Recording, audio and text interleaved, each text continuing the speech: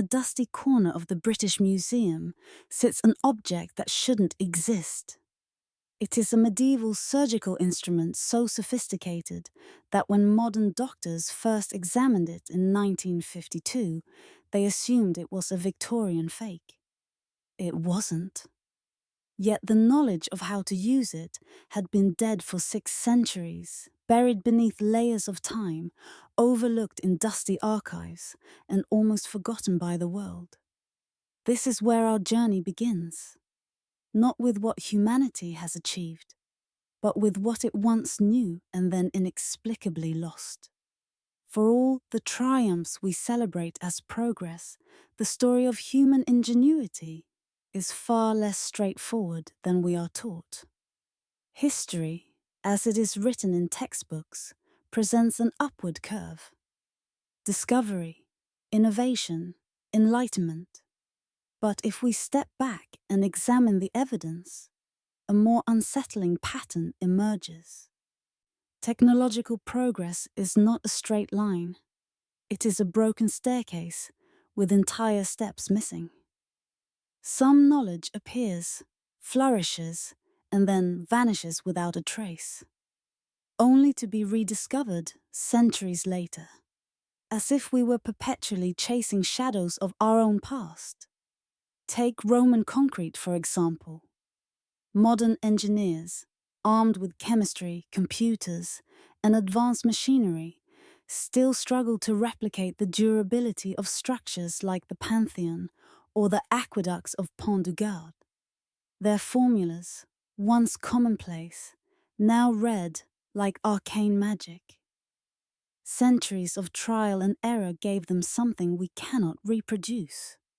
A material that has survived millennia, while our own creations crumble in decades.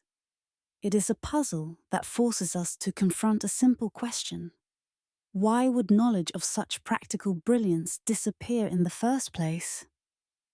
Or consider surgical techniques from the Middle Ages. In the 13th century, some European surgeons were performing procedures with a precision that only reappeared in the 1990s, long after centuries of decline in medical craftsmanship. The instruments were crude by today's standards, yet the methods were sophisticated, sometimes far ahead of their time. Entire fields of expertise, practiced and refined by countless hands, simply faded from memory. No one knows why these innovations were abandoned. Plague, war, suppression, or something we have yet to understand. Then there are the weapons of sound, devices so terrifying that their very description seems to have been erased from history. Ancient texts mention them only in passing, warning of instruments capable of shattering minds with resonance alone. By the time modern historians sought to investigate, most references had vanished, leaving behind faint echoes of what might have been one of the most profound technological achievements of its era. It is a chilling reminder that not all progress is linear, and not all knowledge survives the passage of time. These instances, Roman concrete, medieval surgery, sonic weapons, are fragments of a larger, unnerving pattern. They hint at what scholars have come to call technological amnesia, a phenomenon in which entire fields of understanding are lost, not to neglect or poor record-keeping alone, but through circumstances that remain unexplained. It challenges the comforting narrative that humanity steadily climbs toward greater wisdom. Instead, it suggests that our ancestors may have known far more than we give them credit for, and that the story of human innovation is more like a maze than a ladder.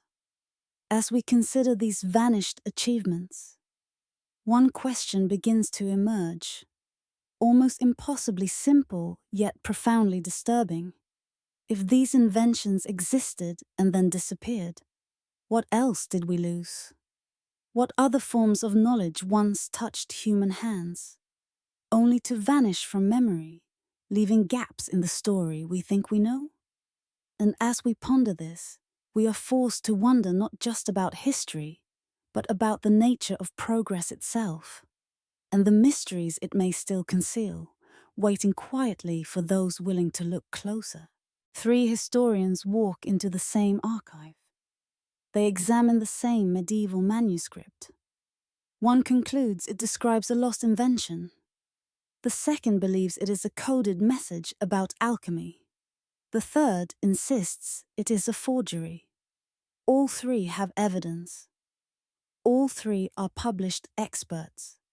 None of them can prove the others wrong. This is the paradox at the heart of studying lost knowledge. History is never a single story, but a series of interpretations, each shaped by the fragments that survive and the gaps that stubbornly refuse to close.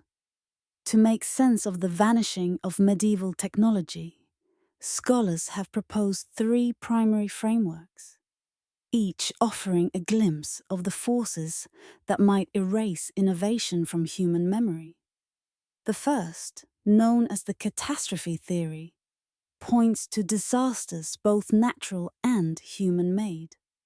Wars ravaged libraries, plagues decimated entire generations of craftsmen, and conflagrations consumed manuscripts that took decades to compile. Knowledge, no matter how brilliant, is fragile when concentrated in a single place.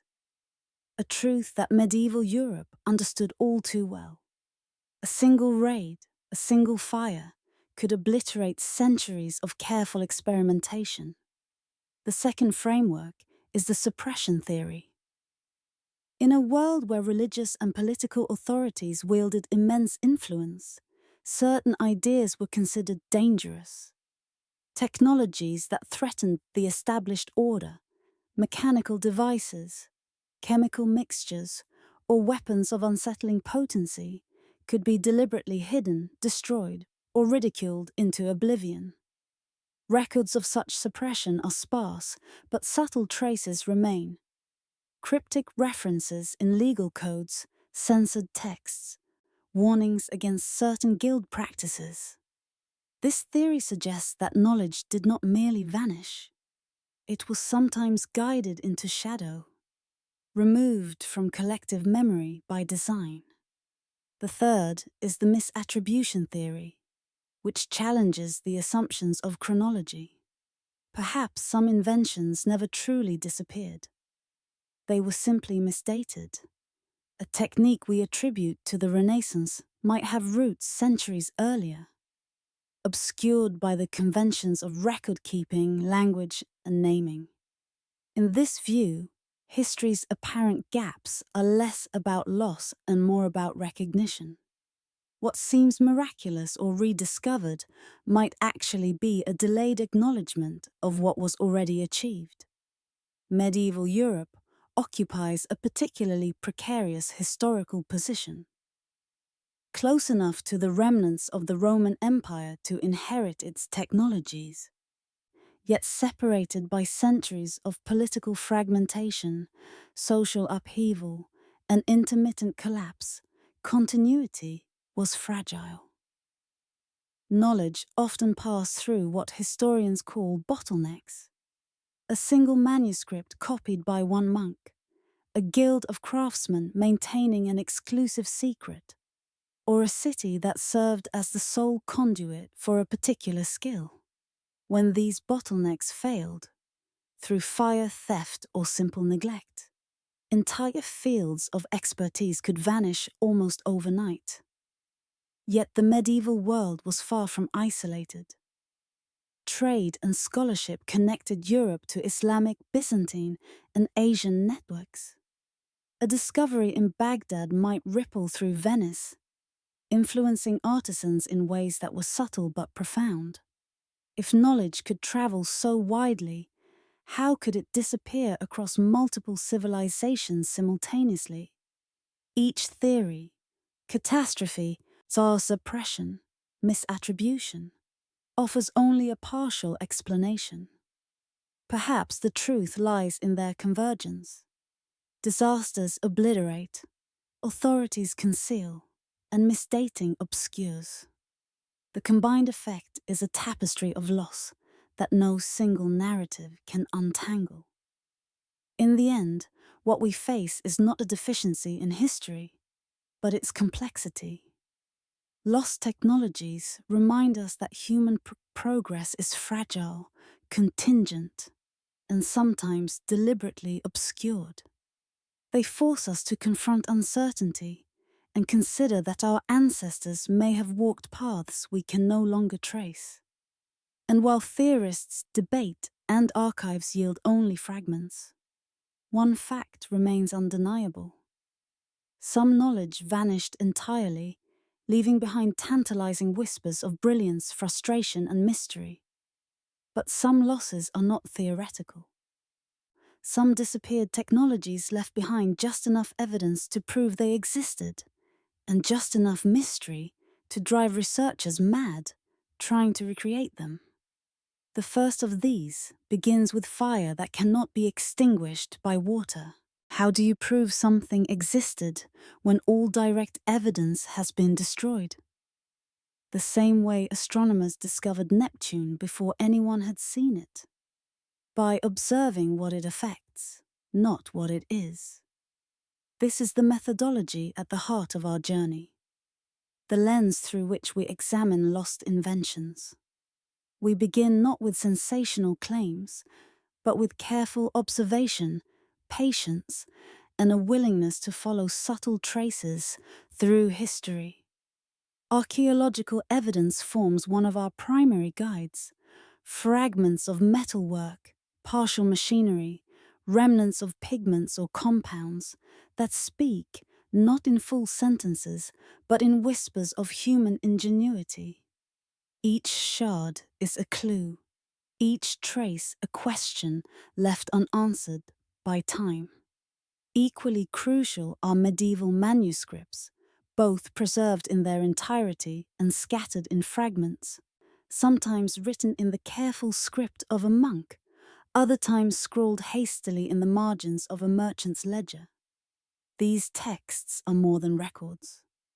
They are a bridge to minds long gone, revealing techniques, descriptions, or illustrations that suggest technologies far ahead of their time. Where words fail, we turn to cross-cultural comparisons. When a device appears in one civilization but vanishes elsewhere, or when a method emerges in unexpected geographies, patterns begin to form. These patterns help us separate the plausible from the fantastical. Modern science, with all its tools, now assists where human memory and paper fall short. Materials analysis can reveal the composition of alloys no longer made, or the chemical traces of ancient compounds whose recipes were lost centuries ago. Radiographic imaging uncovers hidden structures in fragile artifacts without disturbing them. This combination of old and new, careful historical scholarship paired with precise scientific examination, ensures that our inquiry is grounded in evidence, not imagination. A fundamental concept we rely upon is negative evidence. In essence, it is proof of absence that paradoxically indicates presence. Just as astronomers infer the existence of dark matter by the gravitational effects it exerts on visible stars, we infer lost inventions by the gaps they leave behind, mentions in chronicles that lack accompanying artifacts, references in multiple cultures that vanish abruptly, or sudden leaps in technique that cannot be explained by surviving records alone. These absences are as meaningful as the fragments we hold in our hands. For the purposes of this exploration, we define a lost invention with careful precision. It must have verifiable historical documentation. Its disappearance must be unusual or unexplained. And modern attempts to recreate it must have encountered significant obstacles. This framework allows us to separate enduring mystery from rumor, to respect both history and the intelligence of our viewers. Each lost technology is not just a curiosity, it is a path humanity might have traveled. A fork in history where one direction was taken and countless others abandoned. By examining these technologies, we gain insight into what progress truly means, and whether our current path was inevitable or the product of circumstance, accidents, and forgotten brilliance. We do not claim omniscience. Our conclusions are provisional, always open to reinterpretation as new evidence emerges. Yet even within these limitations, the investigation itself illuminates more than simple facts. It reveals the creative resilience of humanity, the fragility of knowledge, and the hidden complexities of a past that is never as linear as textbooks suggest. Every artifact, manuscript, or trace is an invitation to reconsider the world we thought we knew. 10 discoveries, 10 mysteries, 10 possibilities for how history could have unfolded differently. The first burned across the waters of Constantinople for 700 years before vanishing into legend. It was called Greek fire, and even today nobody knows exactly what it was. The sailors screamed as they jumped into the sea, their clothes ablaze.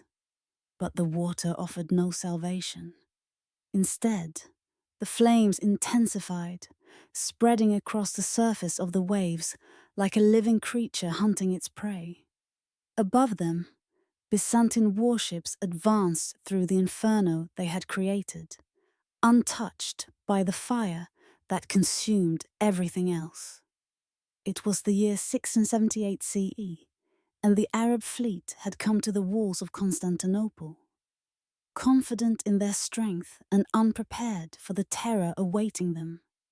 From the shore, the Byzantine defenders watched the scene unfold, their faces illuminated by the flickering light of a weapon that seemed to defy the natural order. Fire, the element that had always been controlled by air and earth, now found dominion over water itself.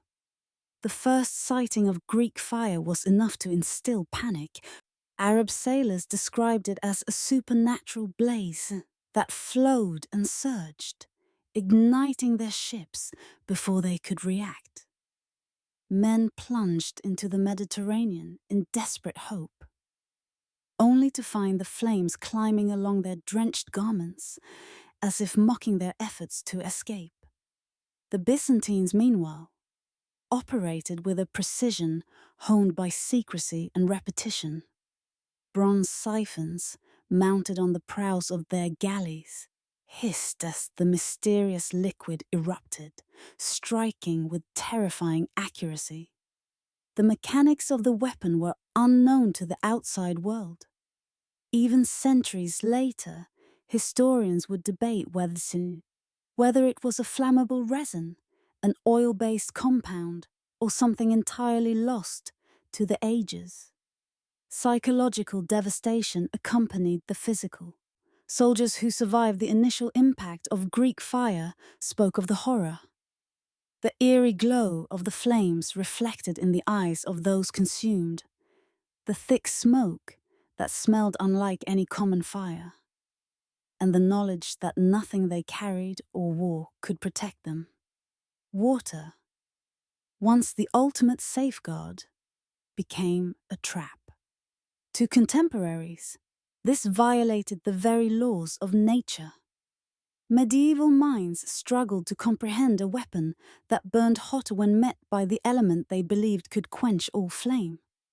The Byzantines understood its power not merely in terms of destruction, but as a tool of dominance, projecting terror across the waters as effectively as any sword or catapult. Greek fire did not vanish after a single victory. Its influence dominated Mediterranean warfare for 7 centuries, its secrets guarded jealously by the Byzantine state. Only the emperor and a select cadre of craftsmen ever knew the precise formula. attempts at espionage or torture yielded nothing. The substance remained a closely held secret. Battles were won not only through naval strategy, but by the presence of this weapon.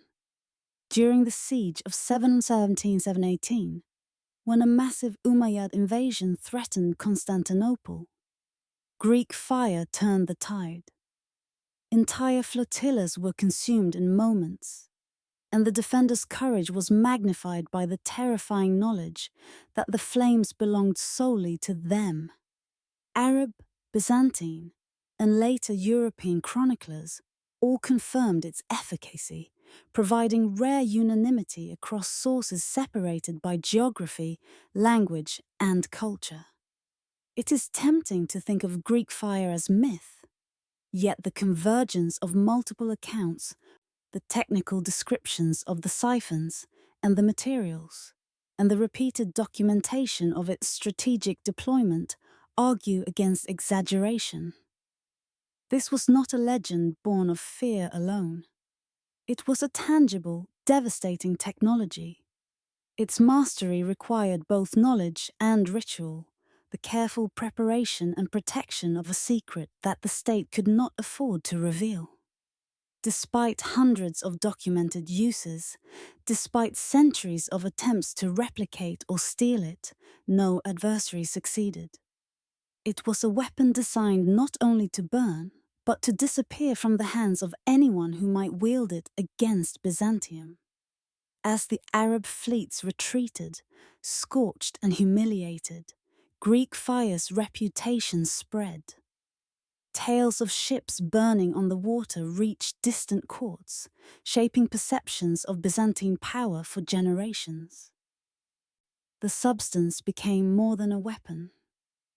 It was a symbol of a civilization capable of bending the natural world to its will.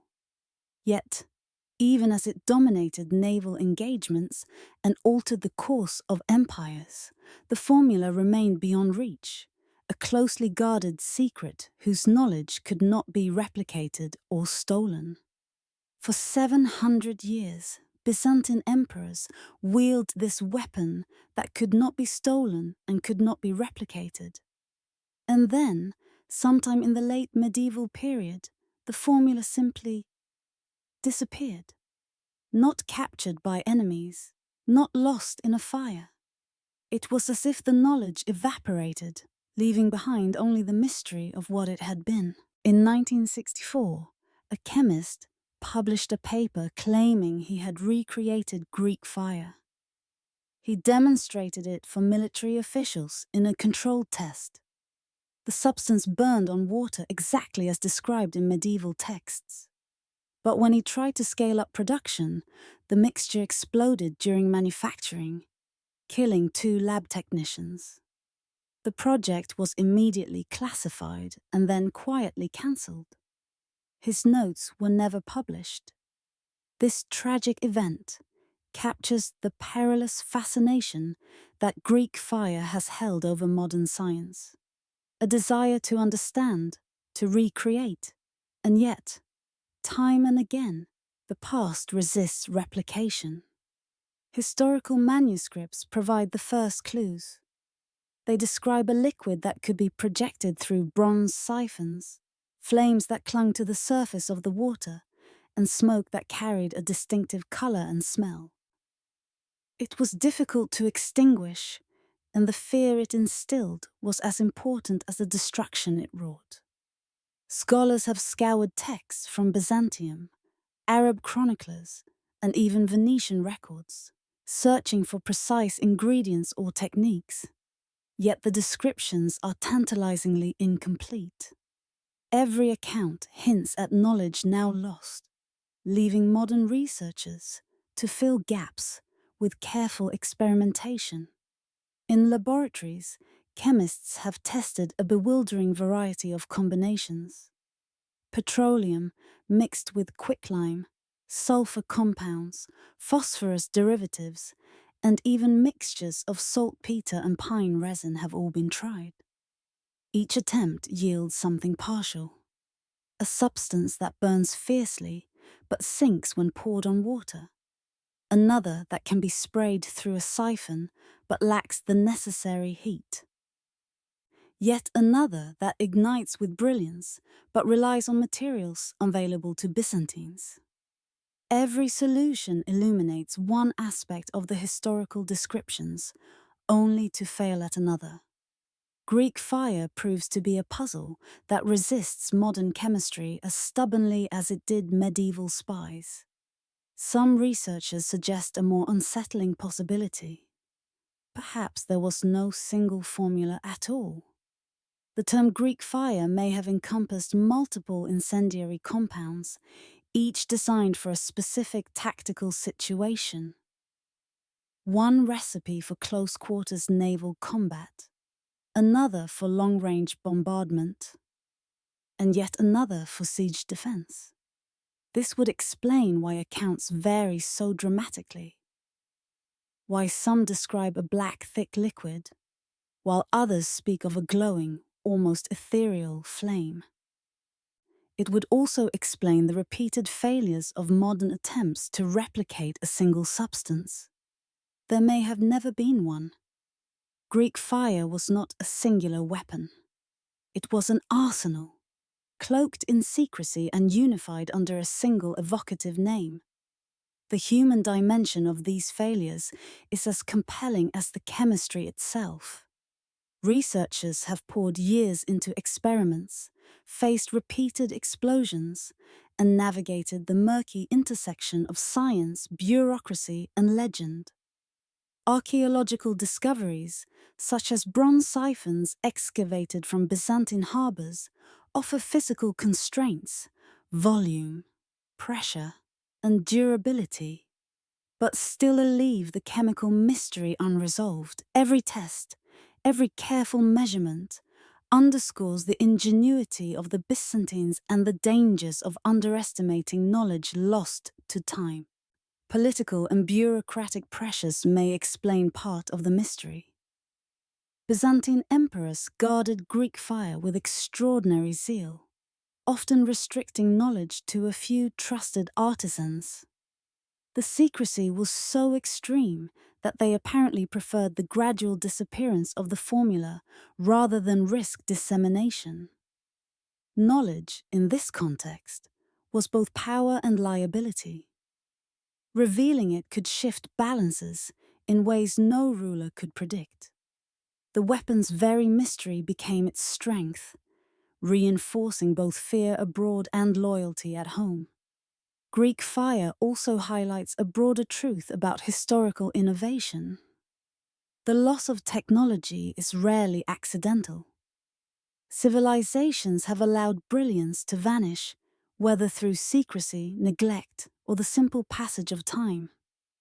The stories of modern chemists, explosions, and incomplete formulas illustrate how fragile knowledge can be, even when we attempt to reclaim it with all the tools of modern science. Every failed experiment, every conflicting theory, every near recreation emphasizes the gap between past and present. Yet these failures are illuminating. They reveal not just what the Byzantines knew, but how remarkable it was that a civilization could conceive, implement, and protect such a weapon for centuries.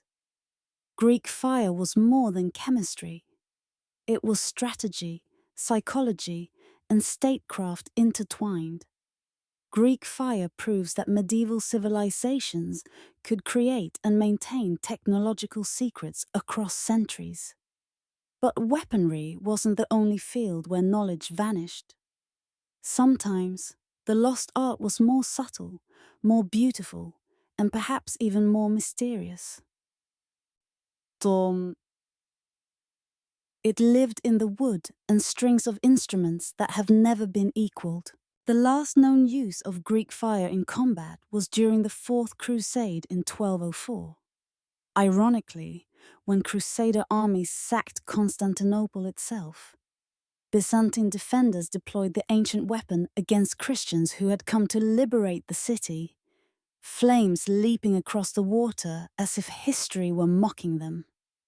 50 years later, when Byzantine forces finally reclaimed their capital from the Latin kingdom, nobody could remember how to make it anymore. The secret died somewhere in those 5 decades of chaos, extinguished not by enemies or accident, but by the slow, inexorable breakdown of human and institutional memory. The Byzantine emperors understood the importance of safeguarding Greek fire with almost obsessive diligence. Sharing the formula with foreigners was a capital crime. Craftsmen who produced the weapon were forbidden from leaving Constantinople. Manufacturing facilities were located within the imperial palace complex, protected by soldiers and embedded within the heart of the bureaucratic apparatus. This elaborate system of control illustrates a truth often overlooked. Technology is not self-sustaining. It requires constant human maintenance, institutional support, and intergenerational transmission. Without these safeguards, even the most advanced knowledge can vanish as quickly as it was discovered. When the Byzantine Empire entered decline, the very structures that preserved Greek fire collapsed. Economic crises weakened the state's ability to fund and protect its infrastructure. Territorial losses removed strategic bases that supported production. Political instability and civil strife eroded centralized authority. Craftsmen passed away without transmitting their knowledge, facilities were abandoned or destroyed, and the bureaucratic networks that coordinated secrecy disintegrated. What had been a carefully maintained weapon of state power became a memory, a legend preserved only in chronicles and fragments of manuscripts. The story of Greek fire is not unique in human history. Modern examples abound, revealing how fragile even meticulously documented knowledge can be. NASA, for instance, spent years attempting to recreate the F-1 rocket engines used in the Apollo program because the original engineers had retired. The manuals contained precise specifications, yet the tacit knowledge, the small adjustments, subtle techniques, and experiential insights had been lost. Without people to maintain and interpret technology, the systems we consider permanent can vanish. Greek fire demonstrates the same principles centuries earlier, that human expertise, organizational structure, and continuity are as vital as the invention itself. It is tempting to view lost technologies as enigmatic, almost mystical, as if some secret is deliberately withheld by fate. Greek fire, however, suggests a more prosaic explanation. The disappearance of a secret is often bureaucratic rather than supernatural. Knowledge does not die in spectacular explosions or dramatic thefts. It fades when its custodians vanish, when institutions crumble, when the chains of transmission are broken.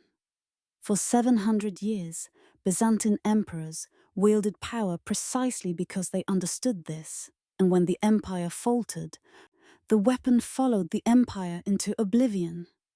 Yet even in its disappearance, Greek fire leaves a profound lesson. It shows that the survival of knowledge depends not only on the brilliance of invention, but on the structures and people that preserve it. Civilizations can achieve technological marvels, yet those same marvels can vanish if human networks fail. Greek fire's absence is not merely a historical curiosity. It is a warning about the impermanence of expertise and the vulnerability of even the most seemingly secure systems of knowledge. And so, the story concludes with a quiet paradox. A weapon that burned across the waters for centuries, that shaped battles and empires, ultimately succumbed not to rival fleets or spies, but to the simple, inevitable erosion of time and human memory. Its disappearance may not be mysterious at all. It may be the most natural outcome of technological life, the inevitable entropy of knowledge when the minds and institutions that maintain it fade. But if Greek fire's disappearance can be explained by institutional collapse, what about technologies that vanished despite stable transmission networks, detailed documentation, and continuous demand? What about an art so perfected that 3 centuries later, we still cannot understand how it was achieved? This is the mystery of the Stradivarius. In a quiet laboratory tucked away in northern Europe, a violin rests beneath a canopy of sensors, wires, and cameras. Its curves, meticulously traced by lasers, reveal a surface so smooth it seems to shimmer with invisible vibrations. Scientists have subjected it to every conceivable test. Computerized acoustic analysis that maps the subtlest shifts in sound, CT scans that illuminate its inner chambers without so much as a scratch, and chemical assays that decode the varnish applied centuries ago. Each experiment confirms the same mysterious truth. The Stradivarius violin sings in ways that modern instruments, no matter how exquisitely crafted, cannot fully replicate. Spectrographs display a harmonic complexity that is richer, more resonant, and eerily precise in frequencies that coax out extraordinary warmth and clarity. These are not subjective opinions whispered among musicians. They are measurable phenomena, objective deviations that even the finest modern violins struggle to reproduce. In controlled double-blind studies, professional violinists are given instruments they cannot see, their hands guided by memory and intuition alone. Time after time, they distinguish Stradivarius instruments from modern copies. The recognition is immediate and visceral, a subtle tension in the wrist, a resonance that fills the room differently, a harmonic glow that seems to emanate from within the wood itself. It is as if the instruments carry a voice of their own, a signature hidden in the curves and fibers, immune to replication. This mystery is not confined to a single instrument.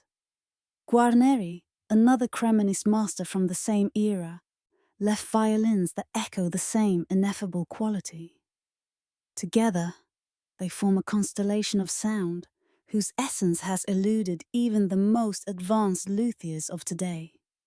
In 2014, a violin maker in Germany undertook the ultimate experiment. Using alpine wood aged to precise densities, every measurement matched to 1/10 of a millimeter. Even analyzing chemical traces in the varnish, he created a copy of a 1716 Stradivarius. When the instruments were placed side by side, the resemblance was perfect. Not a curve nor a joint betrayed the difference. Yet, when a professional violinist drew the bow across the strings, the sound revealed what the eye could not. One instrument spoke with the subtle, layered complexity of centuries. The other, though flawless in form, lacked the very soul of the original. The difference was immediate, almost painful, a reminder that sight and precision alone cannot capture the intangible. To understand how this could happen, we return to early 18th century Cremona. Antonio Stradivari was no isolated genius working in a dimly lit attic, chasing some mystical formula. He was a craftsman immersed in a vibrant guild system, where techniques were carefully transmitted from master to apprentice, father to son. Records show he created roughly 1,000 instruments, of which around 650 survive today. These documents are astonishing in their detail. Precise patterns, careful measurements, even receipts for the wood and varnishes he purchased. Yet, amid these meticulous records, one element remains conspicuously absent. No note, diagram, or recipe reveals the hidden principle that defines the sound of a Stradivarius.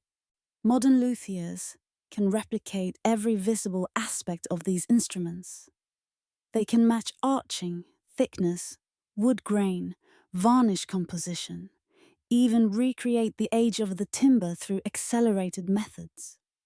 But achieving the exact tonal signature, the magic that causes a note to linger longer, shimmer more richly, and resonate in the body of the player, is another matter entirely. It is a knowledge that slipped through the cracks of history, despite a thriving collaborative craft community. The instruments are the same, the hands shaping them knowledgeable, the materials comparable. But the essence is missing, suspended somewhere between science, art, and intuition. The sound difference is real, measurable, and consistent across all Golden Age Cremonese instruments. So where did the knowledge go? How did an entire community of master craftsmen working openly in guild workshops, with apprentices and detailed records, somehow fail to pass on the essential technique that defined their art? The answer is not in what they wrote down, but perhaps in what they never could. An understanding so subtle, so intertwined with human perception and touch that even centuries of science struggle to decode it. To understand why a Stradivarius sounds unlike any modern violin, researchers have turned first to its wood. The wood theory suggested that Stradivari had access to alpine spruce, grown during the Little Ice Age, a period of colder European winters between roughly 1300 and 1850. Trees, during this time, grew slowly, producing tighter rings and denser fibers. Density matters. Sound waves travel differently through denser wood, affecting resonance, sustain, and the subtle interplay of overtones. Tree ring analysis of surviving Stradivarius instruments confirms that much of the wood comes from this climatically distinct era. Yet here, a contradiction emerges. Other luthiers of Stradivari's time had access to the same alpine trees. Their instruments are excellent, often revered, yet none consistently match the tonal signature that defines Stradivarius. Wood alone cannot tell the whole story. Next comes the varnish theory, which shifts attention from the skeleton of the instrument to its skin. Stradivari's violins are coated in a reddish-gold varnish that has fascinated scientists for decades. Chemical analysis reveals surprising ingredients, including mineral compounds and, most remarkably, fragments of volcanic glass. When researchers finally succeeded in chemically analyzing a microscopic sample, they discovered that some of these fragments originated from an eruption on the Greek island of Santorini in 1650, over 700 miles from Cremona. How such material traveled from the Aegean to northern Italy remains a puzzle. Did it arrive through trade, or was it scavenged from a rare shipment of exotic minerals? More intriguingly, did this unusual ingredient, unintentionally or by design, contribute to the varnish's ability to enhance tonal properties, allowing wood to age gracefully over centuries rather than degrade? No experiment has fully reproduced the combination of flexibility, protection, and acoustic subtlety embedded in that varnish. The treatment theory examines yet another layer of complexity: chemical alterations applied directly to the wood before assembly. Records from Stradivari's time suggest that luthiers sometimes treated timber to prevent infestation by woodworms or other pests. Stradivari may have used borax or other mineral salts. If true, these treatments may have done more than preserve the material. They could have subtly altered the wood's density or vibrational behavior. creating tonal effects Stradivari never fully understood. A violin that resists decay while retaining a dynamic, expressive voice is a remarkable feat of both preservation and artistry, though one whose mechanisms remain partly speculative. Finally, there is the craftsmanship theory, perhaps the most subtle and least tangible of all. Stradivari was not merely following formulas, he was responding to the individuality of each piece of wood. Thickness graduations, plate curvatures, soundpost placement, all could be adjusted to the unique characteristics of a single tree's growth. Modern luthiers often follow fixed patterns, assuming uniformity, but Stradivari seems to have treated every instrument as a dialogue between human intuition and natural variation. It is a kind of tacit knowledge, a craft embodied in hands and ears, rather than in paper and ink, which may explain why even exact visual copies fail to reproduce the sound. Perhaps the truth lies in the interplay of all these factors. Wood, varnish, chemical treatments, and the nuances of craftsmanship. Each element contributes partially, yet the complete effect depends on their precise, often invisible combination. A combination that Stradivari never wrote down. It is a mystery woven from climate, geology, chemistry, and the delicate intuition of a master's touch. Every investigation uncovers more intersections between seemingly unrelated disciplines, expanding a question that began as a simple curiosity about violins into a multi-layered exploration of natural history, material science, and human perception. This layered complexity, where multiple partial explanations converge without ever fully accounting for the result, is perhaps the core lesson of the Stradivarius enigma. The mystery suggests something profound about craftsmanship itself. The most important knowledge often exists below the threshold of conscious awareness, embedded in repeated gestures, honed judgments, and centuries of subtle experimentation. Unlike lost medieval technologies that survive only in fantastical descriptions, with violins we have tangible artifacts, voices preserved in wood and varnish, ready for scientific and musical exploration. Yet even with these surviving examples, the combination of factors that makes a Stradivarius sing remains tantalizingly out of reach, as if the instruments themselves guard a secret the maker could never fully articulate. The allure of a Stradivarius is more than its craftsmanship or history. It carries a price tag that defies imagination. Recent sales have exceeded $15 million, numbers that capture headlines yet only hint at the deeper significance. This value is not solely a matter of scarcity. It reflects a belief shared by musicians across generations. When a violinist lifts a Stradivarius, something changes.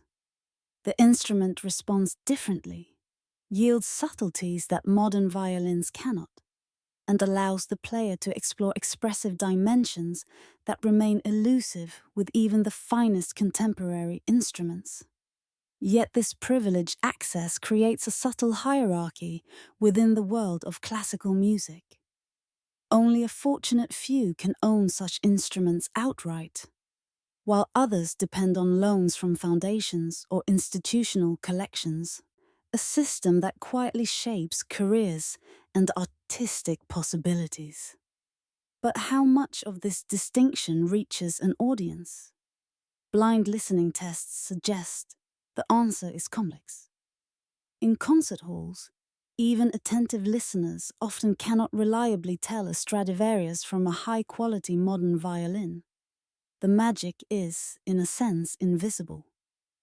It exists in the interaction between hand, bow, and wood, the intimate feedback loop that a musician experiences. The sound is altered by touch, nuance, and personal technique, revealing qualities that only the performer can perceive. The audience hears beauty, resonance, and expression. Yet the unique signature of a Stradivarius is most fully revealed in the hands that coax it into being. In 2020, a museum in Paris attempted to probe this mystery with modern technology. Researchers trained an AI neural network on recordings from dozens of violins, classical and contemporary, then asked it to identify which were Stradivarius instruments. The result was astonishing. The AI identified recordings of Stradivarius violins with 95% accuracy, outperforming human experts. But when asked to explain its decision, the algorithm faltered. It could detect patterns, spectral nuances, harmonic interplay invisible to human ears, yet it could not articulate what made them unique. In a sense, the Stradivarius secret had been recognized without being understood. A signal that something real exists in the space between measurement and meaning. This brings us to a broader reflection on the nature of knowledge and technological progress. The Stradivarius mystery reminds us that mastery is not always cumulative. Scientific advancement often moves linearly. Theories are tested, errors corrected, knowledge expands. But in art, in craft, and even in some technologies, progress can be lateral or even regressive. Certain achievements emerge from specific historical, cultural, and environmental conditions. Stradivari had a combination of rare talent, exceptional resources, guild-based training, and access to climatologically unique wood. Attempting to reproduce his work today reveals a subtle truth. The conditions themselves were part of the creation. Technology alone cannot reconstruct the past if those circumstances cannot be replicated. We call this phenomenon irreproducible artistry. Achievements anchored to particular moments in history, dependent on factors that may never recur. In some cases, these works survive in material form, like violins, so that modern investigators can study and play them. In others, technologies vanished almost entirely, leaving only vague descriptions that seem more like legend than reality. The question emerges: what are we creating today that might be irreproducible tomorrow? Which techniques, combinations, or inspirations could vanish from collective memory, leaving future generations puzzled or awed, but unable to fully reconstruct the achievement? The Stradivarius legacy is in this sense both comforting and unsettling. We can touch it, hear it, and even attempt to measure its qualities, yet the essential knowledge, the intuitive judgments, the subtle adjustments remains beyond complete comprehension. The instruments are reminders that human creativity is not always transparent, not always transferable. Science can describe it, technology can approximate it, and AI can detect it. But some truths exist in the interaction between human perception, environment, and skill, rather than in a formula or manual. If Greek fire demonstrated the fragility of state secrets, and Stradivarius revealed the limits of artisan knowledge transmission, our next lost technology raises even more troubling questions. Because Damascus steel was not a secret at all, it was a trade good, exchanged openly across continents with thousands of examples produced over centuries. And yet, despite its proliferation, we still cannot make it. The pattern is familiar.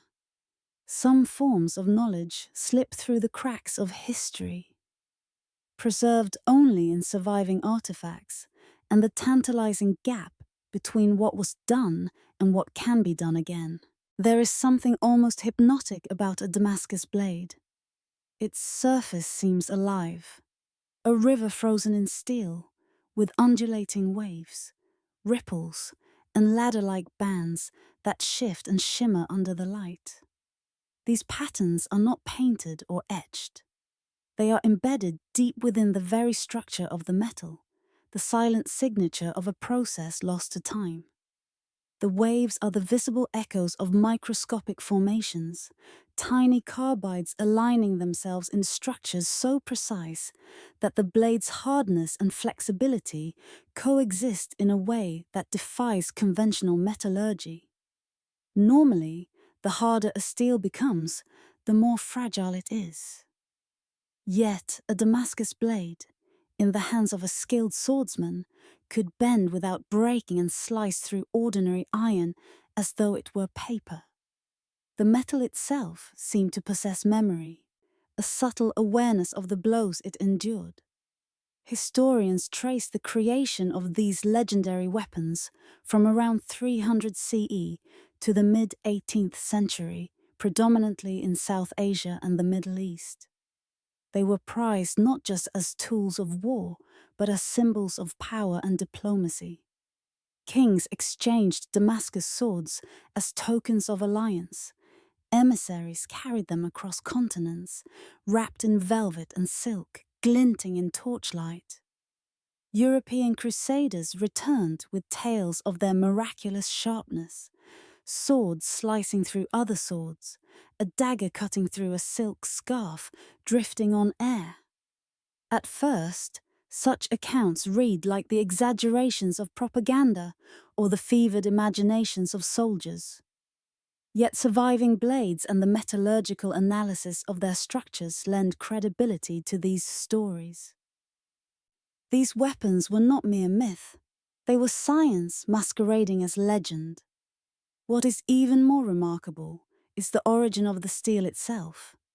Despite its name, Damascus steel was rarely made in Damascus. Its source lay in the iron-rich soils of India, particularly in regions now known as Tamil Nadu and Andhra Pradesh. The ore contained trace elements: vanadium, chromium, tungsten, in combinations that naturally occur nowhere else in the world. These impurities were not flaws. They were the secret ingredients that, when combined with the rigorous process of heating, folding and forging, produced a layered material of extraordinary resilience. Each fold created alternating layers of higher and lower carbon content, a composite that gave the blade both toughness and suppleness, qualities that no single type of steel could achieve alone. In 2006, materials scientists at Stanford University managed something extraordinary. Using electron microscopy, they examined a 17th century Damascus blade and discovered a feature that should have been impossible for medieval artisans.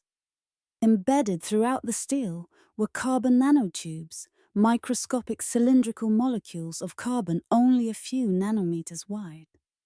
In modern science, these structures are considered revolutionary, used in aerospace, computing, and cutting-edge engineering. Yet here they were, forged centuries earlier in a time with no concept of atoms, molecules, or nanotechnology. No microscopes, no theoretical frameworks, only the meticulous hands of craftsmen guided by centuries of observation, intuition, and iterative refinement. This discovery reshapes everything we thought we knew about technological progress. It is one thing to admire a blade for its elegance, quite another to realize that the smiths who created it were, in effect, performing advanced materials science long before the principles of chemistry or physics had been codified. The waves, the ripples, the hidden ladders in the metal were not mere decoration. They were the fingerprints of a lost understanding of matter itself, an empirical mastery of the nanoscale achieved without theory or measurement. And yet, despite surviving examples, detailed records, and modern analysis, contemporary metallurgists still struggle to replicate authentic Damascus steel. Modern attempts can imitate the patterns, but the extraordinary combination of edge retention and flexibility remains elusive. It is as though the secret knowledge was never written down, passed only through the hands and eyes of the artisans who understood the subtleties of heat, pressure, and the peculiar behavior of this unique ore.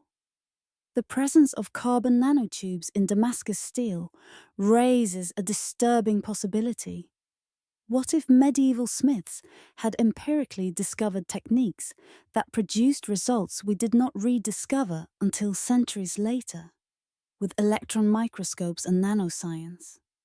What if they were practicing a form of advanced materials science, guided only by experience and generations of observation, producing outcomes that challenge our assumptions about progress, skill, and the limits of human ingenuity? The story of Damascus steel does not end with its perfection, it ends with its disappearance. By the mid-18th century, the art of producing these legendary blades had all but vanished, leaving behind only fragments of metal, stories, and the faint whisper of rivers frozen in steel. Understanding why this technology ceased requires looking not at a single catastrophe, but at a convergence of forces that quietly extinguished a centuries-old craft. The first and most fundamental factor was geological. The iron ore used to produce wood steel, the raw material for Damascus blades, came from a handful of mines in southern India. These ores contained a precise balance of vanadium, chromium, and tungsten, elements that allowed the steel to form its characteristic patterns and maintain its impossible combination of hardness and flexibility. As the mines were worked over centuries, the veins of ore were gradually exhausted or disrupted. Smiths of the late period noted with concern that the quality of their woods was declining. The metal behaved differently under the hammer, and the elegant patterns that had once rippled like water through the blades became erratic or disappeared entirely. Metallurgical analysis of surviving wood samples confirms this. Early examples contain the optimal concentrations of trace elements, while later examples are inconsistent, betraying the subtle shifts in the geology of the mines. Modern researchers have tried to understand the unique chemistry of those lost ore deposits. Soil and rock samples from the historic mining regions have been examined extensively, yet the geological complexity of the Indian subcontinent makes it nearly impossible to pinpoint which veins produce the finest material. Many of the original mines have collapsed, been abandoned, or covered by modern development, erasing the precise conditions that allowed the legendary steel to form. Without the right ore, no amount of skill alone could recreate the blades. Geology, however, was only part of the story. The social and economic environment shifted dramatically during the 17th and 18th centuries. The decline of the Mughal Empire disrupted established trade networks that had transported Indian woods to Damascus and other Middle Eastern centers of weapon production. Meanwhile, the arrival of European powers and the spread of firearms and mass-produced steel altered the economic landscape. Swords no longer held the same strategic importance, and traditional blade making became increasingly less viable as a commercial enterprise. Yet perhaps the most elusive factor was knowledge itself. Damascus steel relied on tacit understanding, decisions made by sight, sound, and touch. A smith judged the temperature of the furnace by the color of the flames, the behavior of the molten steel, the subtle resonance of hammer on metal. These were empirical skills passed down through generations, never written down in manuals, never fully described. When inferior ore combined with social disruption, that intimate knowledge could no longer be transmitted. The craft vanished almost overnight, not because it was deliberately hidden, but because it depended on a precise environment of materials, economic incentive, and apprenticeship that no longer existed.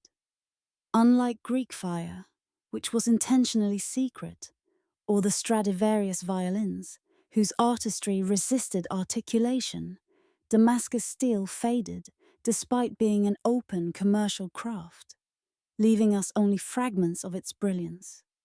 In 1838, Michael Faraday, the same Faraday who would become one of history's greatest scientists, attempted to recreate Damascus steel using samples of Indian woods. His theoretical understanding of metallurgy far exceeded that of medieval smiths, yet he failed completely. The problem was not ignorance of chemistry. It was the lack of empirical familiarity with the particular ores and their behaviors during forging. Without the sensory knowledge that guided centuries of refinement, all his scientific insight was irrelevant. The artisans of centuries past had known the material in a way Faraday could not, intuitively coaxing perfection from a complex combination of nature and labor. The story of Damascus steel's disappearance illustrates a deeper truth. Even widely distributed, economically valuable technology can vanish when its material and social foundations erode. Geological scarcity, shifting trade, economic upheaval, and the fragile nature of tacit knowledge combine to create a perfect storm.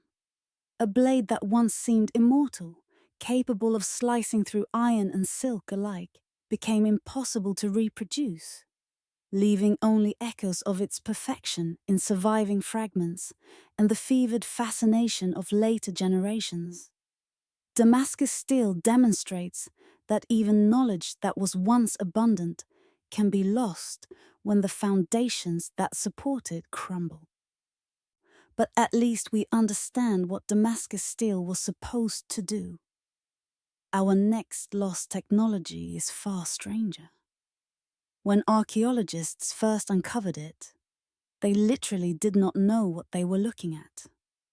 It would take 70 years of painstaking research before anyone could even frame the right questions. And its purpose would challenge everything we thought we knew about ancient ingenuity. The allure of Damascus steel did not fade with its disappearance.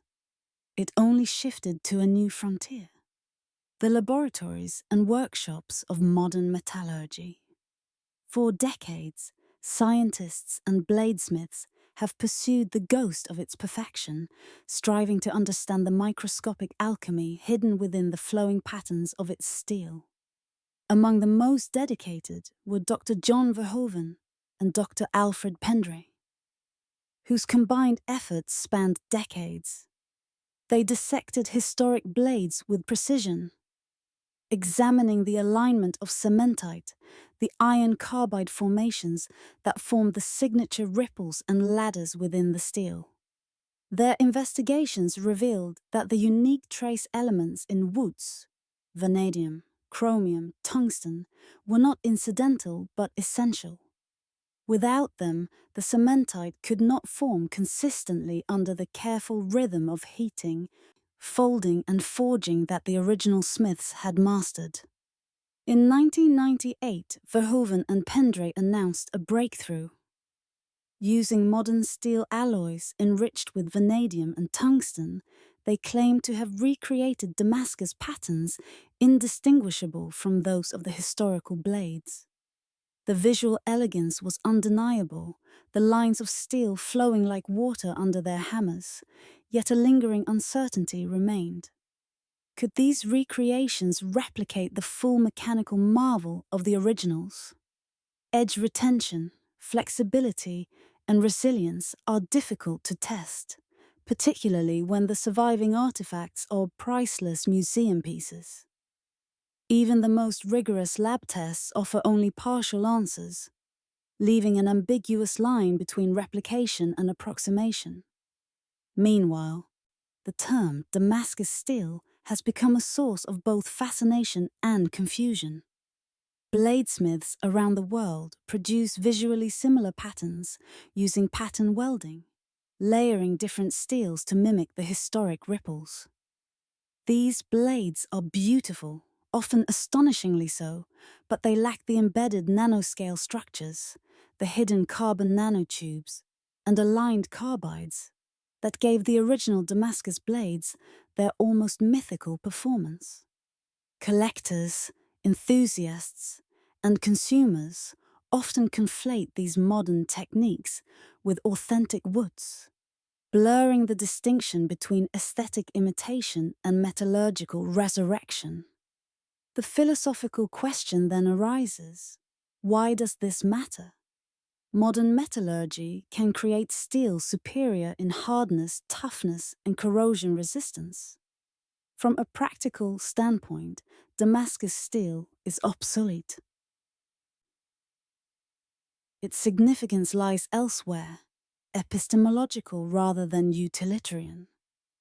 Each successful recreation is not just an exercise in metallurgy, but a glimpse into the cognitive world of medieval artisans, a bridge to knowledge that was sophisticated, empirical, and yet irretrievably lost in certain aspects. The patterns are shadows cast by a process, a language of the material that only those who engaged with it directly could interpret. A master bladesmith in Japan, Yoshindo Yoshihara, spent 40 years studying Damascus patterns in museum collections. In 2015, he announced that he could finally replicate them. Yet when asked if he had rediscovered the lost technique, his response was striking. I can make the same patterns appear, but I don't know if I'm making them the same way. The patterns are a shadow cast by the process. I found one way to cast that shadow, but there may have been others, perhaps better others, that are still lost. His words capture the essence of the modern hunt. Replication does not guarantee understanding. Even when the surface is identical, the underlying mastery may remain beyond reach. A ghost encoded in heat, pressure, and intuition. Damascus steel is unusual among lost technologies in that hundreds of surviving blades provide a tangible record. Yet even with these artifacts, we confront the limits of knowledge transmission. What is observed is not always what was known, and what is reproduced is not always what was achieved. The pursuit of Damascus steel is not merely a technical challenge. It is an exercise in epistemic humility, a recognition that some forms of knowledge are embedded in practice, resistant to books, diagrams, or verbal instruction. If Damascus steel stretches our understanding of medieval metallurgical sophistication, our next artifact shatters it completely. Because when Greek sponge divers pulled it from a Roman shipwreck in 1901, nobody could explain what it was for. And when scientists finally figured it out 70 years later, they realized ancient civilization had developed technology that wouldn't be seen again for 1,000 years. In 1901, Greek sponge divers stumbled upon a discovery that would remain enigmatic for decades. Near the island of Antikythera, off the coast of Crete, a Roman shipwreck lay buried beneath layers of sediment, its treasures hidden in silence for nearly 2 millennia. Among the obvious artifacts, bronze statues, jewelry, pottery, was an unassuming lump of corroded bronze and wood. Its surface was rough, pitted with the sea's corrosion, and it seemed no more remarkable than the countless fragments scattered around it. The divers retrieved it, and it was eventually catalogued and sent to the Athens Archaeological Museum, where it largely faded from attention. For years, it was little more than an oddity, a mysterious object whose purpose seemed lost to time. In 1902, an archaeologist named Valerios Stais noticed something extraordinary. During the process of preservation, the lump had split slightly, revealing glimpses of interlocking gears inside. Stace's careful inspection suggested that this was no ordinary object. It might be some kind of astronomical instrument. The idea was revolutionary, but it was also deeply uncomfortable to the scholarly community. Prevailing thought insisted that complex gearing, capable of precise calculations, was the domain of much later European ingenuity, clockmakers of the medieval period. Ancient Greeks, brilliant as they were, could craft statues, theatres, and architectural marvels, but the concept of a mechanical computer seemed impossible. The device was recorded, studied occasionally, and then largely forgotten for decades, a curiosity without context, waiting for someone to unlock its secrets. It wasn't until 1959 that a new chapter in the story began. British science historian Derek de Solla Price turned his attention to the corroded artifact, now more fully recovered and preserved. Employing X-ray imaging, a technology capable of peering through centuries of corrosion, Price could see inside the encrusted metal for the first time. What he discovered was extraordinary. Beneath the patina lay a complex system of at least 30 interlocking bronze gears, probably more since some fragments had been lost to the sea, arranged in a configuration that could calculate the positions of celestial bodies with stunning accuracy. Lunar cycles, solar eclipses, planetary movements. The device could model them all, years in advance. It was not a mere astrolabe, not a simple calendar, but a fully functional analog computer.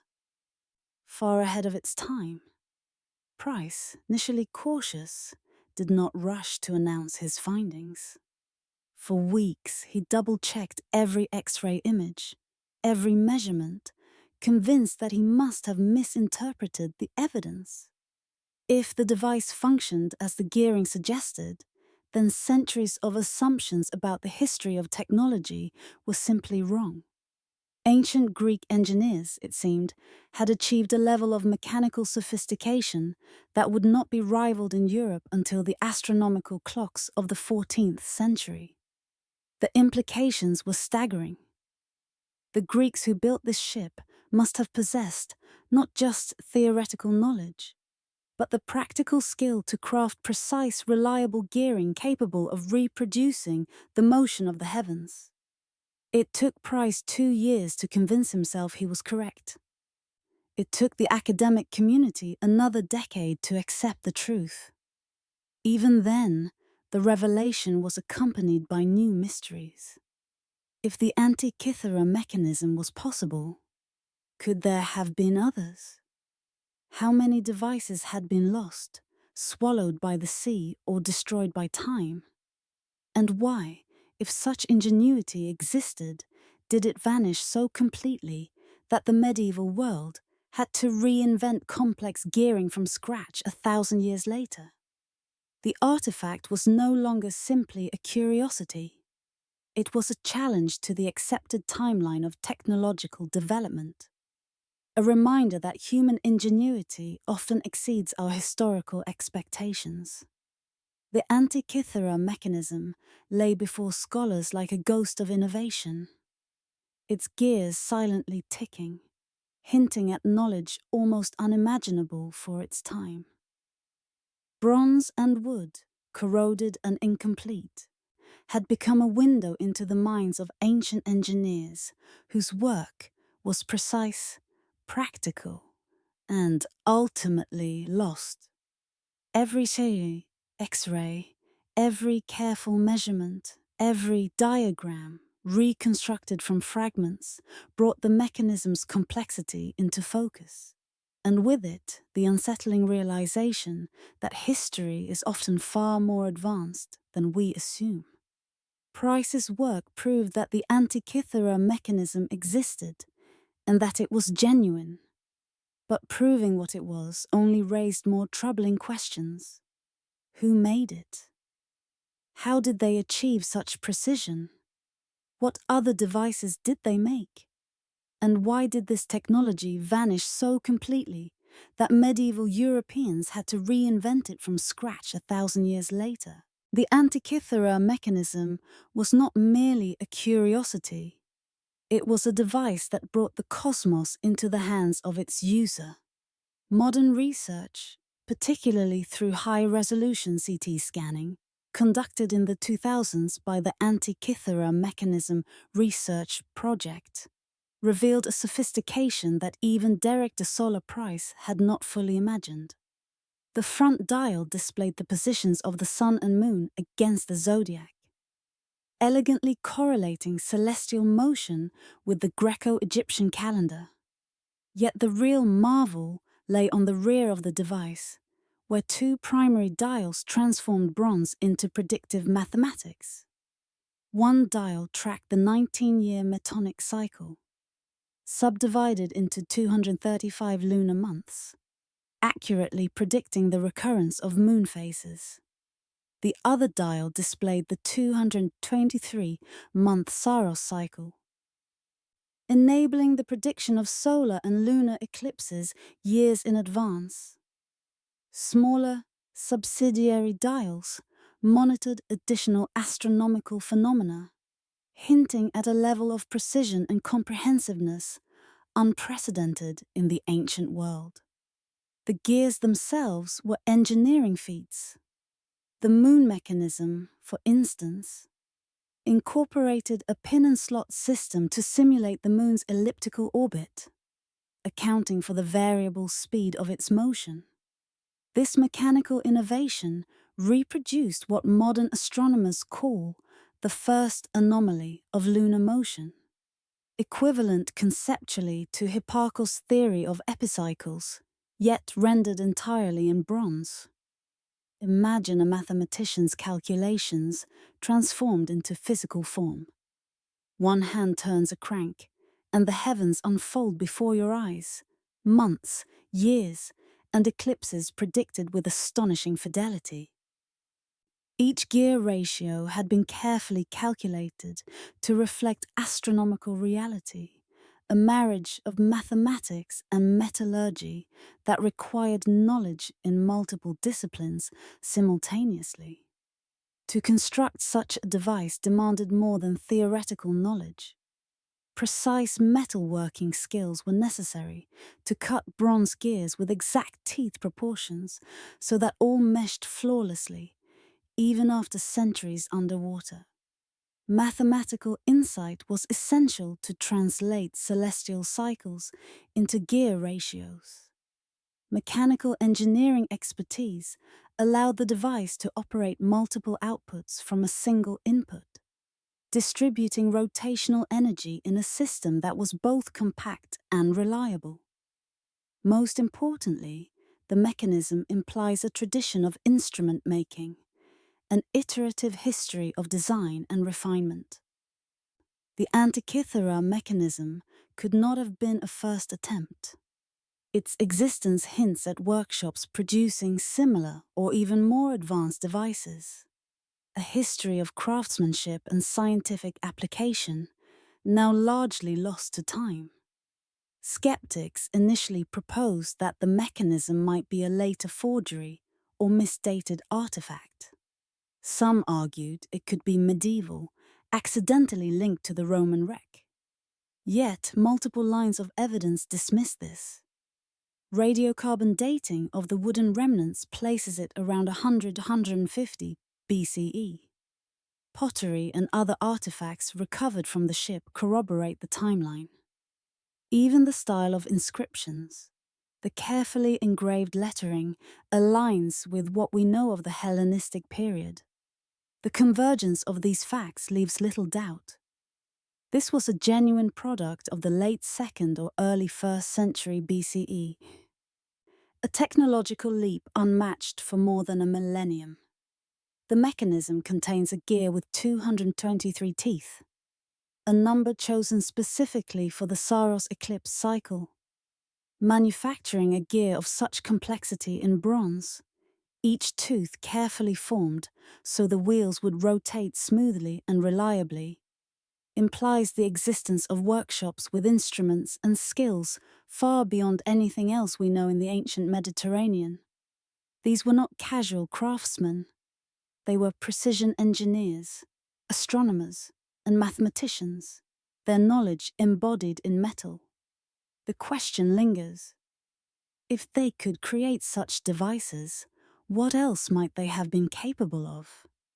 How many other sophisticated instruments now lost might have existed? Every aspect of the mechanism underscores a simple yet staggering fact. The ancient Greeks could render complex mathematical principles as tangible, functioning machinery. Astronomy, mathematics, metallurgy, and engineering converged in a single portable device. It is a machine that could calculate, predict, and communicate the movements of celestial bodies with accuracy. Yet it is also a time capsule of knowledge, a testament to human ingenuity erased by history. Understanding what the Antikythera mechanism could do makes its disappearance even more puzzling. This wasn't just scholarly astronomy or theoretical mathematics. This was a practical device that would have been incredibly valuable for navigation, agriculture, religious calendar maintenance, and astrology. There should have been economic and practical incentives for this technology to spread and improve. Instead, it seemingly vanished, leaving only this single water-damaged example pulled from the sea 2,000 years later. The Antikythera mechanism is remarkable not just for what it could do, but for what it suggests about an entire lost tradition. For all its sophistication, it appears to be an isolated artifact, the sole survivor of a technology that has otherwise vanished without a trace. No other geared astronomical devices from the ancient world have been recovered, though tantalizing references in texts hint at a wider practice. Cicero mentions that his friend Posidonius constructed a device showing the motions of the sun, moon, and planets, an uncanny echo of what the Antikythera mechanism could achieve. The Roman architect Vitruvius described spheres that depicted planetary movements, although his accounts are frustratingly vague, leaving scholars uncertain whether gearing was involved. Centuries later, medieval Islamic inventors recorded the creation of geared astrolabes and astronomical clocks, and some historians speculate that these devices may have descended from Greek or Roman traditions, preserved in Alexandria before the knowledge was lost to European craftsmen. Why did this extraordinary technology fail to persist? Several theories attempt to explain its disappearance. The exclusivity theory proposes that these devices were extremely expensive prestige items, commissioned by wealthy patrons. Only a few workshops could produce them, and they likely guarded their techniques closely. When patronage dried up, or economic conditions shifted, the workshops vanished along with their secrets. The simplification theory suggests that while the Greeks possessed the knowledge to create complex mechanisms, they lacked sufficient motivation to expand production. For most practical purposes, a simple astrolabe sufficed. The more elaborate device remained a curiosity rather than a necessity. Then there is the library theory, which highlights the concentration of Greek mechanical knowledge in Alexandria. When the library declined, damaged, and ultimately fell into neglect over centuries, the cumulative wisdom it contained, designs, treatises, and workshop instructions, was lost, erasing an entire lineage of technological expertise. A provocative alternative considers the material reality of ancient engineering. Perhaps gear making was more widespread than the archaeological record suggests, but most gears were constructed from wood or bronze that has long since corroded, leaving no trace. See, the Antikythera mechanism survived precisely because it ended up underwater, where corrosion preserved its structure. If this is true, there may have been dozens or hundreds of similar devices, now lost to history, their existence hinted at only by scattered textual references. This possibility forces us to reconsider assumptions about the limits of ancient technology. For centuries, scholars presumed the Greeks were brilliant theorists, but poor engineers, incapable of translating mathematical knowledge into precise machinery. The mechanism proves this assumption wrong. In 2017, researchers analyzing the fragmentary inscriptions on the device made a discovery that deepened the mystery. The text included user instructions explaining how to operate the mechanism, written in a style suggesting that it was one of many such instruments. The instructions did not describe a singular, wondrous device, but rather the procedure for this type of device, implying standardization, replication, and perhaps a commercial context. The grammar and phrasing resembled a modern instruction manual for a manufactured product. This implies a market for these devices, multiple manufacturers, and likely a system of design conventions. An entire industry of astronomical computers may have existed in the ancient Mediterranean, an industry of which we have found exactly one surviving example. The implications are staggering. The Greeks possessed sophisticated astronomy and mathematics, and they clearly had the engineering and metalworking capabilities to bring that knowledge into physical form. Yet centuries later, the tradition had all but disappeared. Unlike Greek fire or Damascus steel, where certain recipes or techniques were lost, the Antikythera mechanism represents the disappearance of a field of engineering itself, a sophisticated, systematic approach to constructing computational devices that left almost no trace. What survives is an accident, a single corroded bronze relic recovered from the sea, a faint echo of workshops, patrons, and knowledge networks we may never fully recover.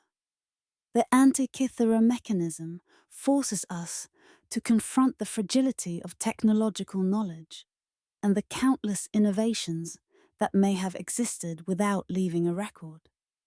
It invites a deeper reflection.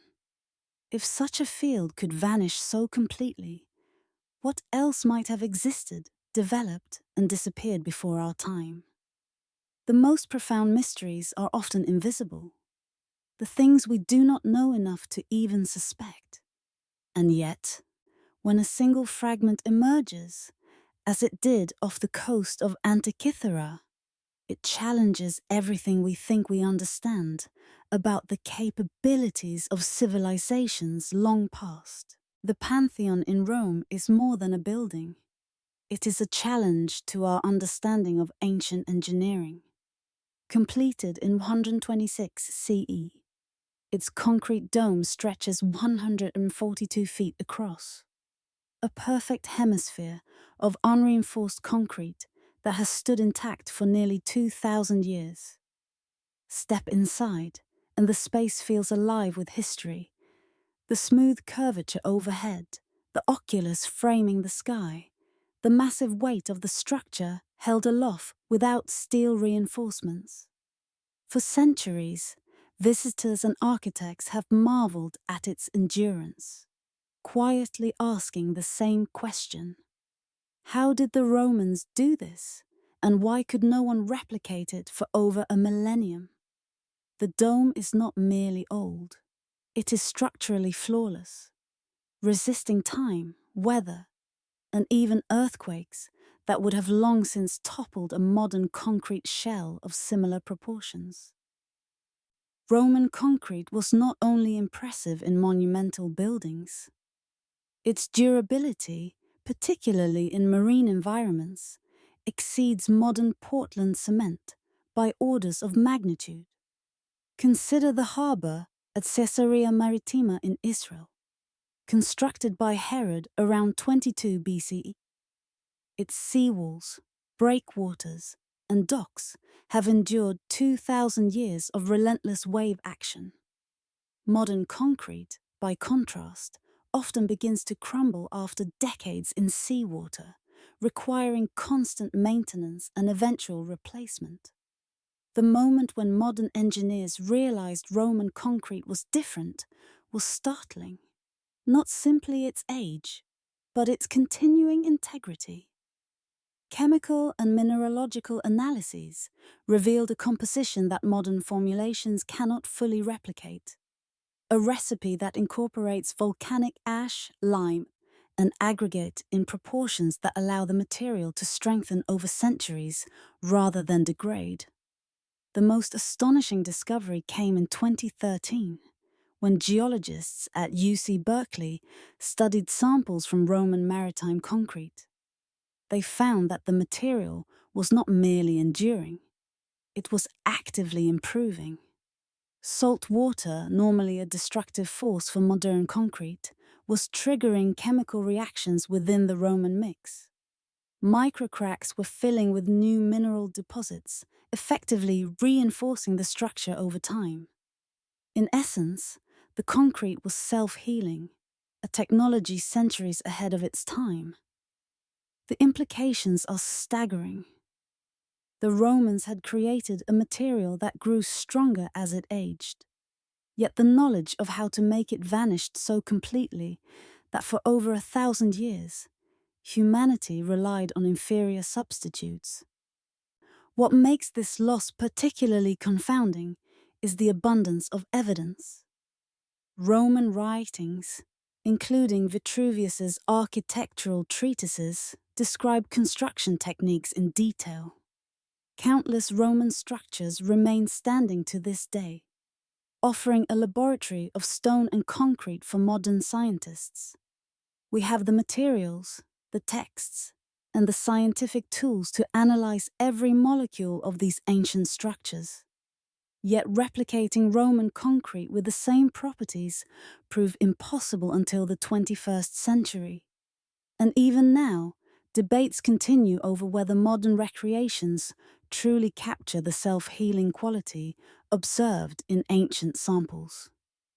The mystery is not simply in the materials, but in the precise knowledge of proportions, curing methods, and selection of volcanic ash. A codified craft that was so thoroughly lost that even when the ingredients were known, the process remained elusive. The Pantheon itself stands as a testament to this forgotten expertise.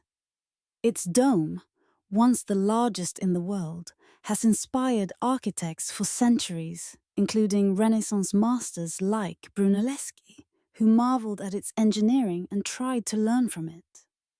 Medieval builders, encountering Roman ruins, could not fathom how such a massive, flawless structure could be made without steel reinforcement. The lessons encoded in the Pantheon's concrete were effectively hidden in plain sight. The knowledge embedded in practice rather than written instructions. Lost amid the collapse of the Western Roman Empire and the gradual erosion of construction traditions. The durability of Roman concrete raises an immediate question. If this formula was so effective and so widely used, employed in everything from aqueducts to the Colosseum, how did the knowledge of making it vanish? This wasn't a state secret like Greek fire or a specialized craft like Stradivarius violins. This was infrastructure material used by countless construction workers across an empire. And yet, the recipe disappeared. Understanding why opens a window into the fragility of practical knowledge and the ways civilizations forget, even when the information is preserved in texts monuments, and abundant material evidence. Roman concrete, or opus caementicum, is remarkable not only for its longevity, but for the subtle chemistry that made it unique. Unlike modern Portland cement, which relies on calcium silicates to achieve rapid strength, Roman concrete incorporated volcanic ash, pozzolana, from regions surrounding Mount Vesuvius and other Italian volcanic deposits. When mixed with lime and seawater, this ash underwent a slow but powerful chemical reaction, producing microscopic crystalline structures known as aluminum tobermarite and philipsite. Over decades and centuries, these crystals grew, filling voids, bridging microcracks, and reinforcing the concrete from within. In marine environments, the material improved over time. The same salt water that corrodes modern structures actively strengthened Roman harbor walls, piers, and breakwaters. In essence, Roman engineers had invented a self-healing, long-lived concrete, something modern science would not fully understand for nearly 2,000 years. Why, then, did this technology vanish? The answer is as practical as it is tragic. First, pozzolana is regionally specific. The particular volcanic ash that produced these reactions was not available across Europe or the Mediterranean. Builders in other regions could mix lime with sand or other aggregates, but the unique crystalline growth that gave Roman concrete its resilience required that Italian ash. Second, the benefits of Roman concrete manifested slowly. While its strength increased over decades, medieval builders often worked on projects with shorter timelines and limited budgets. Immediate results mattered far more than longevity measured in centuries. The incentive to reproduce the exact Roman formula was weak, and simpler mortars sufficed for their needs. Third, the collapse of Rome's infrastructure and economy meant fewer large-scale projects capable of justifying sophisticated materials. Aqueducts, harbors, and monumental buildings that had motivated the use of opus caementicum were no longer being constructed at scale. Techniques developed for these massive works became irrelevant to smaller, localized medieval building efforts. Fourth, the transmission of practical knowledge broke down. Texts like Vitruvius's treatises preserved the theory of Roman construction, but they were descriptive rather than prescriptive, assuming hands-on familiarity. Without apprenticeships under skilled builders who understood how to select, mix, and cure materials, written instructions were insufficient. Over time, the craft died with the artisans, leaving only fragmented manuals and crumbling ruins as evidence. Renaissance builders began rediscovering Roman architecture and texts, yet they interpreted the surviving guidance through the lens of their own traditions. Concrete was often mixed according to intuition or local custom, and the significance of specific volcanic ash or curing techniques was frequently overlooked. Engineers in the 18th century recognized the durability of Roman structures, but attributed it to better construction rather than a fundamentally different chemistry. It was only with modern materials science that the microscopic and molecular structures of Roman concrete could be identified, revealing the slow-forming crystals and the self-healing properties that explained millennia of endurance. There is an ironic twist in the story of concrete.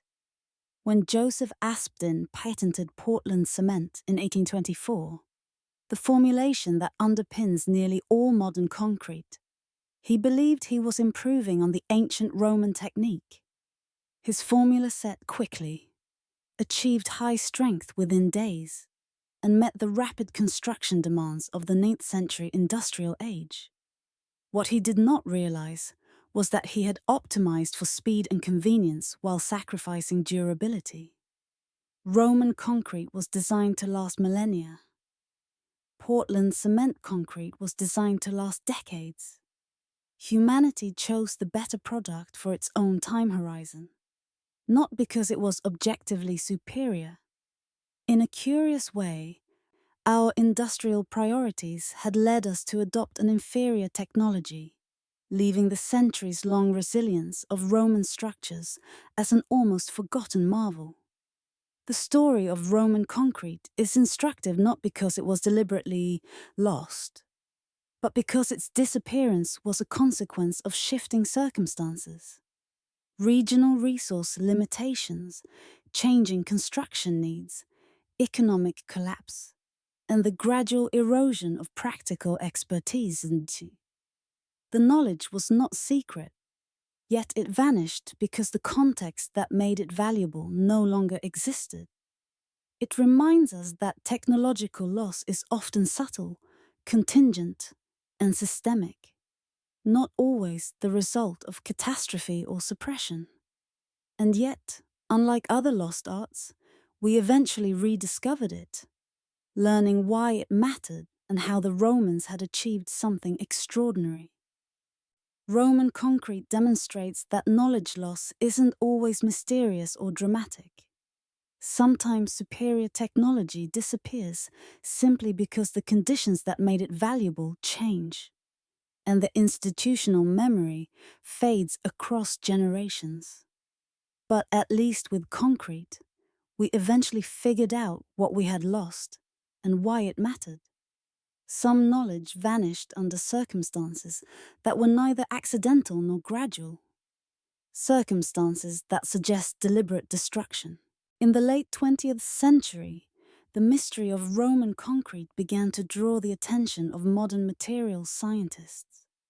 Initially, researchers studied the macroscopic composition of surviving structures, observing aggregate types, ash ratios, and lime content. As technology advanced, they probed deeper, analyzing microscopic mineral formations, using X-rays, electron microscopes, and chemical mapping to reveal the crystalline structures that gave Roman concrete its remarkable durability. By the 1990s, these studies had shifted from curiosity to practical ambition. If we could understand Roman concrete, could we apply its principles to modern engineering problems? Marie Jackson and her team at the University of Utah became central to this effort. Examining samples from Roman maritime concrete, they identified the mineral formations, aluminum tobermorite and philipsite, that allow the material to self-heal over centuries. Microcracks are gradually filled as these crystals grow, effectively reinforcing the structure in ways modern Portland cement cannot replicate. Their research highlighted not only a lost recipe, but also a lost philosophy of construction. A material designed to improve over generations, not merely survive for decades. The practical applications are immediate and compelling. Modern marine infrastructure, from seawalls to desalination plants, faces constant degradation from salt water. Offshore wind turbines, ports, and coastal defenses all confront the challenge of concrete erosion and the immense cost of repairs. A concrete that strengthens over time could transform the economics of construction, potentially saving billions in maintenance and replacement costs. By studying Roman methods and combining them with modern materials, science engineers are attempting to create Roman-inspired concretes. Some incorporate volcanic ash additives into Portland cement, while others experiment with entirely new binder systems designed to mimic the ancient chemical reactions. Challenges remain. The ideal volcanic ash sources are geographically limited, and the slow curing process of traditional Roman concrete conflicts with modern construction schedules. The formula may require adaptation to different environmental conditions, modern aggregate types, and the faster timelines demanded by contemporary projects. Yet, these obstacles have not deterred researchers or engineers from experimenting. In 2023, a team in the Netherlands completed a proof-of-concept seawall using modified Roman concrete formulas. The structure is designed to strengthen over its lifetime rather than degrade, potentially lasting centuries with minimal maintenance. If successful, this single project could revolutionize coastal engineering worldwide. The strange elegance of it lies in the combination of ancient and modern knowledge. A formula already old when Pompeii was buried, updated with 21st century materials science, now solving problems the Romans could not have imagined. Beyond practical engineering, the modern resurrection of Roman concrete invites philosophical reflection. Romans built for abundant labor, limited material efficiency, and multi-generational use. Their approach optimized longevity and resilience, with an expectation that structures would outlast multiple political regimes. Modern builders prioritize speed, speed, cost, and short-term functionality, optimizing for human and economic constraints very different from those of antiquity. Neither approach is objectively superior. Each solves the problems of its own era. Yet the rediscovery of Roman concrete forces us to question assumptions about technological progress. Modern does not automatically mean better. Sometimes the most advanced solution lies in blending old insights with contemporary capabilities. Roman concrete is unusual among lost technologies because it is not merely an object of academic study. Its principles are actively being incorporated into practice, bridging past and present, ancient knowledge and cutting-edge materials science as engineers are learning not just from texts or ruins, but from the empirical wisdom encoded in the material itself, translating millennia-old chemical reactions into solutions for today's infrastructure challenges. The process demonstrates that the recovery of lost knowledge need not remain theoretical. It can have immediate transformative consequences. So far, we've examined individual technologies, specific formulas, techniques, and devices that were lost, rediscovered, or partially reconstructed. But what happens when the loss isn't accidental, incremental, or environmental? What happens when knowledge is deliberately destroyed, not by invaders or neglect, but by the very civilization that created it? What happens when libraries burn, when human records are obliterated, leaving no physical trace of what once was known?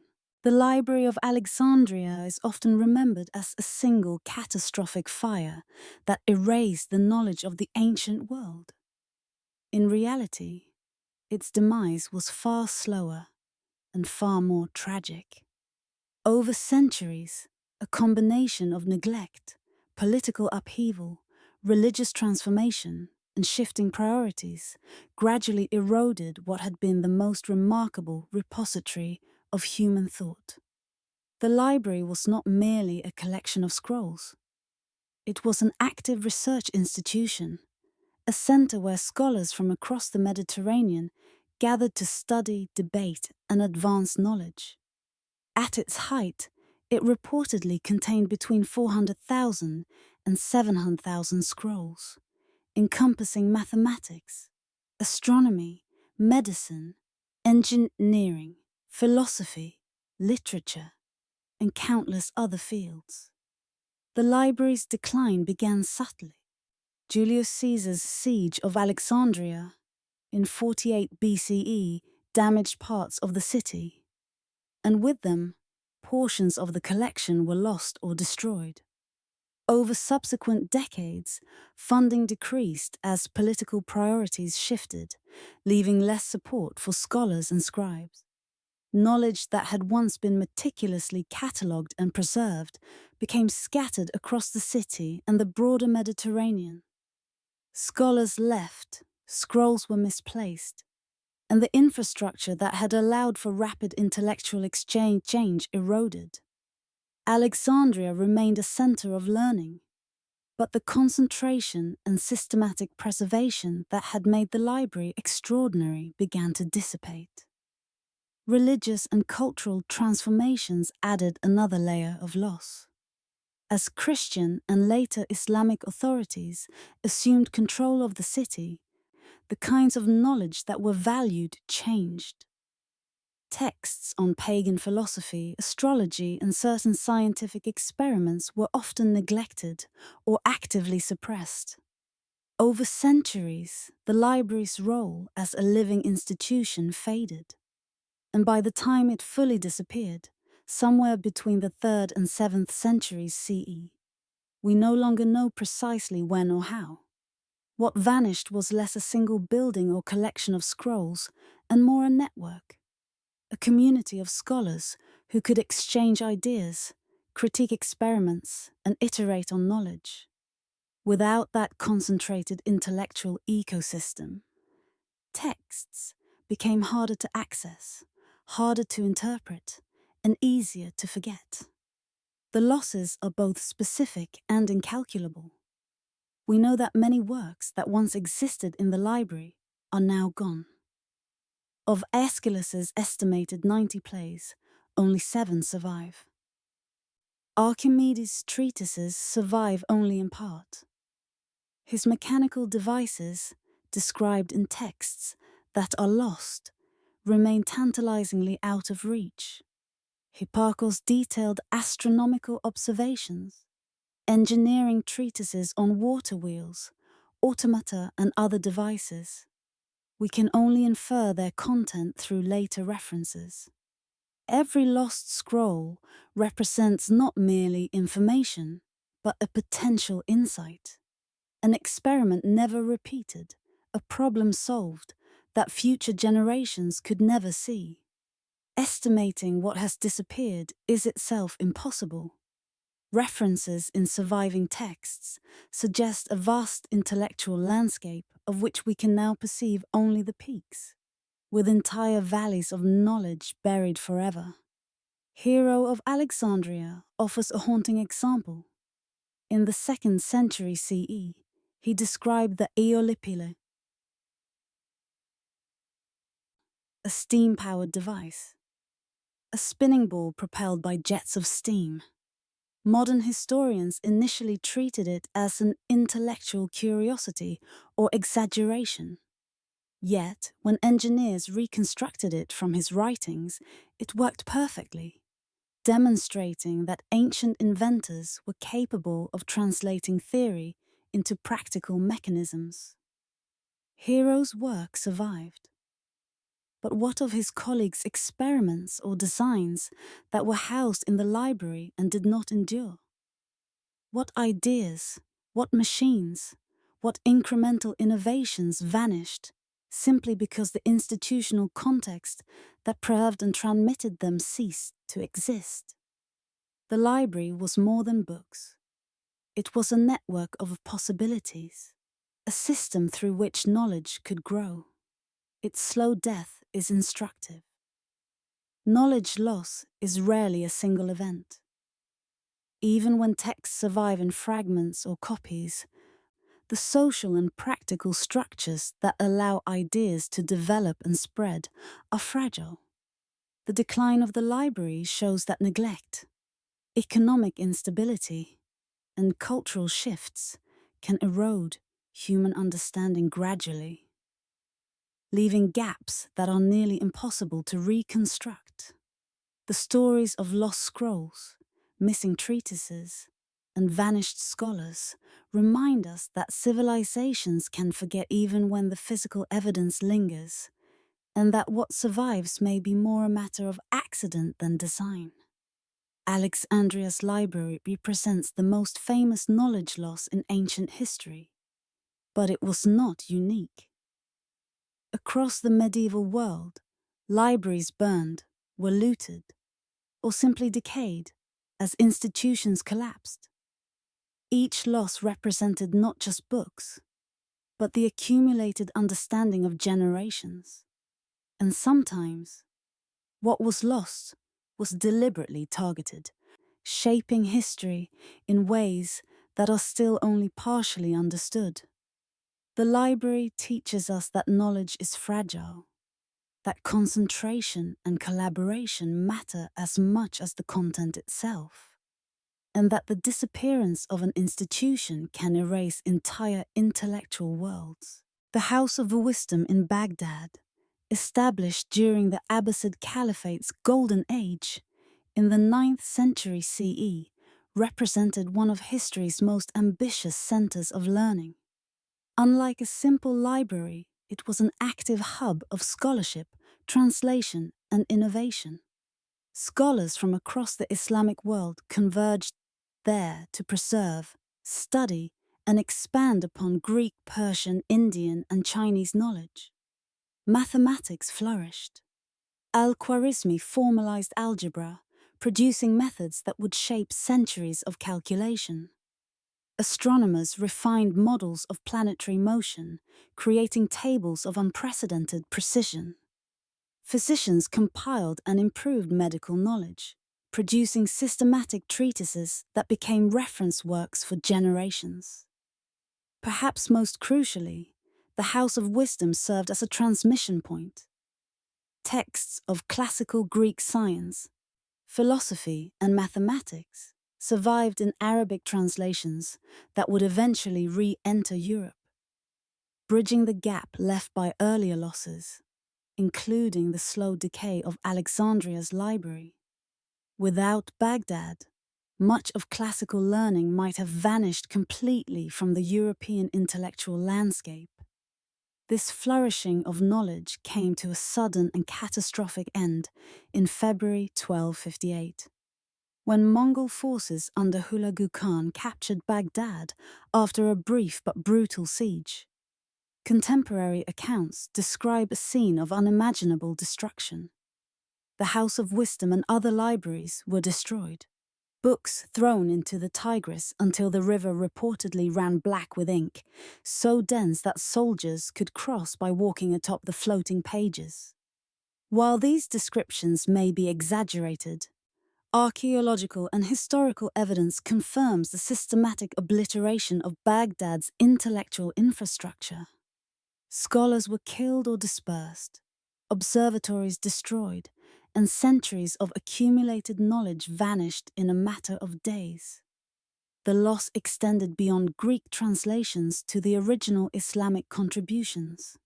Innovations in mathematics, astronomy, medicine, engineering, and philosophy that had built upon classical foundations and often surpassed them in sophistication.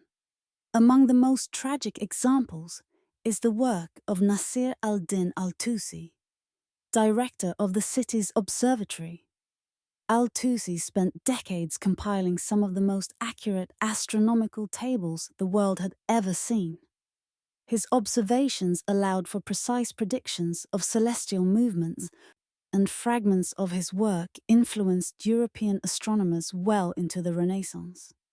Yet the original observational records, the methods, detailed calculations, and empirical notes that revealed how he achieved such precision were lost in the destruction of Baghdad.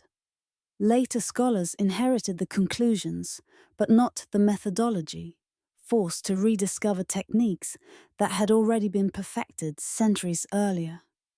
This pattern of loss repeated across countless disciplines. We have knowledge of advanced astronomical tables, mathematical treatises, and medical texts only through secondary references, commentaries, or partial copies, leaving significant gaps that were never fully restored. Engineering knowledge suffered similarly. The House of Wisdom contained treatises on irrigation systems, siege engines, mechanical devices, and other practical technologies. Many existed in only one or two copies. When Baghdad fell, these singular works were gone forever. Later civilizations had to reinvent principles that had once been common knowledge among Baghdad's scholars. The destruction underscores a cruel irony. The Islamic world had preserved and expanded upon Greek learning when much of the classical knowledge had already been lost, only to see its own intellectual achievements swept away by political violence. Knowledge chains, once thought secure in institutional hands, proved fragile when confronted with the brute force of conquest. The fall of the House of Wisdom also demonstrates the human dimension of knowledge loss. Scholars were not merely texts, they were living repositories of technique, method, and practice. When they were killed, their embodied understanding of mathematics, astronomy, and engineering vanished alongside the scrolls they guarded. The ripple effect lasted centuries, delaying scientific progress and forcing future generations to recover insights that had once been mastered. It is a reminder that knowledge is more than the sum of surviving texts. It is the networks of people, institutions, and communities that ensure ideas endure and evolve. The House of Wisdom's destruction, unlike the slow decay of Alexandria, was abrupt and violent. Yet both stories illustrate a common truth. Knowledge, no matter how highly valued or institutionally supported, is never guaranteed to survive. Political upheaval, war, and human ambition can sever intellectual continuity in an instant.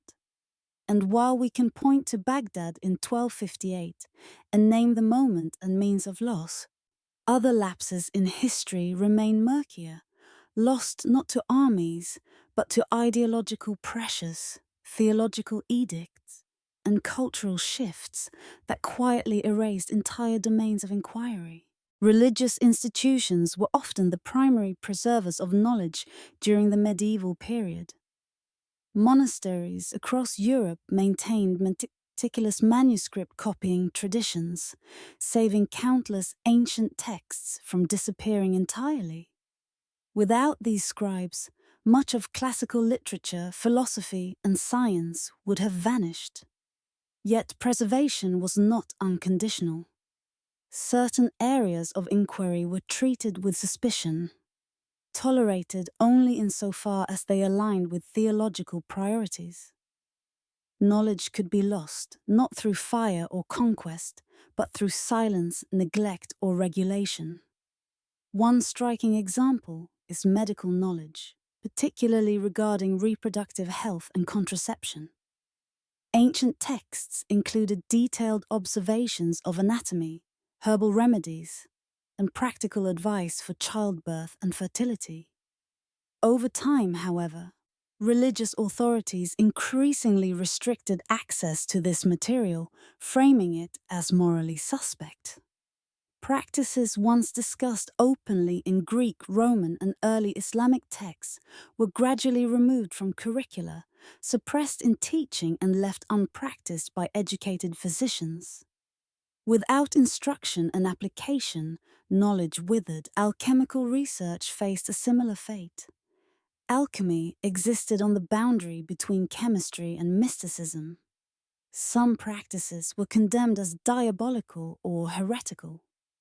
Monks and scholars feared persecution, so recipes, procedures, and experimental observations were often encoded in metaphorical language, allegory, or symbolic diagrams.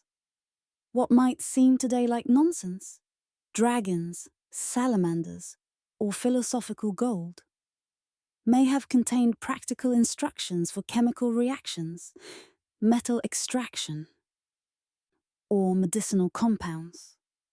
Modern researchers who attempt to interpret these procedures literally sometimes succeed in reproducing metallic compounds, color-changing solutions, or substances with genuine pharmacological properties.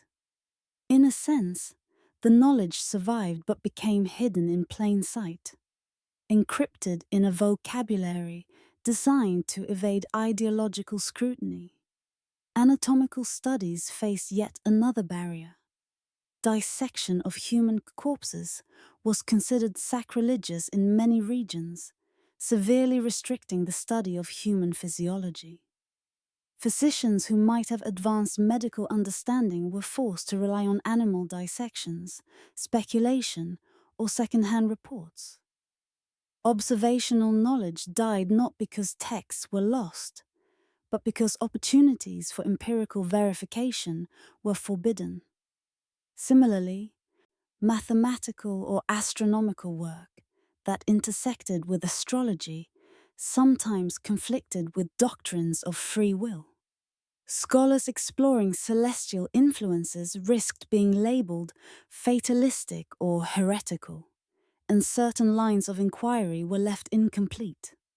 Suppression rarely took the form of dramatic book burnings, though those occurred on occasion. More often, knowledge disappeared incrementally. Manuscripts were not copied when they deteriorated. Teachers omitted dangerous topics from lessons. Scholars who pursued forbidden subjects were marginalized, moved to remote regions, or abandoned their work to avoid censure. Over generations, this systemic discouragement effectively erased expertise, even if the texts themselves survived. Knowledge dies as much from inactivity as from physical destruction. A striking historical example illustrates this principle vividly.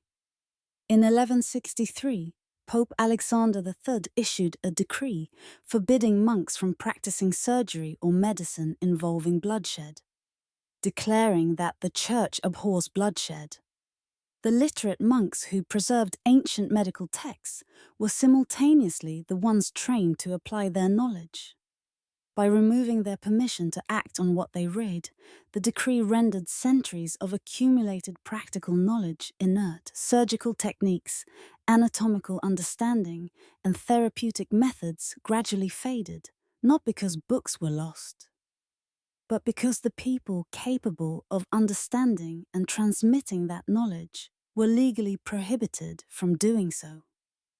The medieval period demonstrates that the loss of knowledge is often systemic, not sensational. Books can endure, but expertise and practice are fragile. Certain disciplines disappeared, not from external attack, but from internal suppression, where social, religious, or ideological pressures reshaped the incentives for learning and teaching.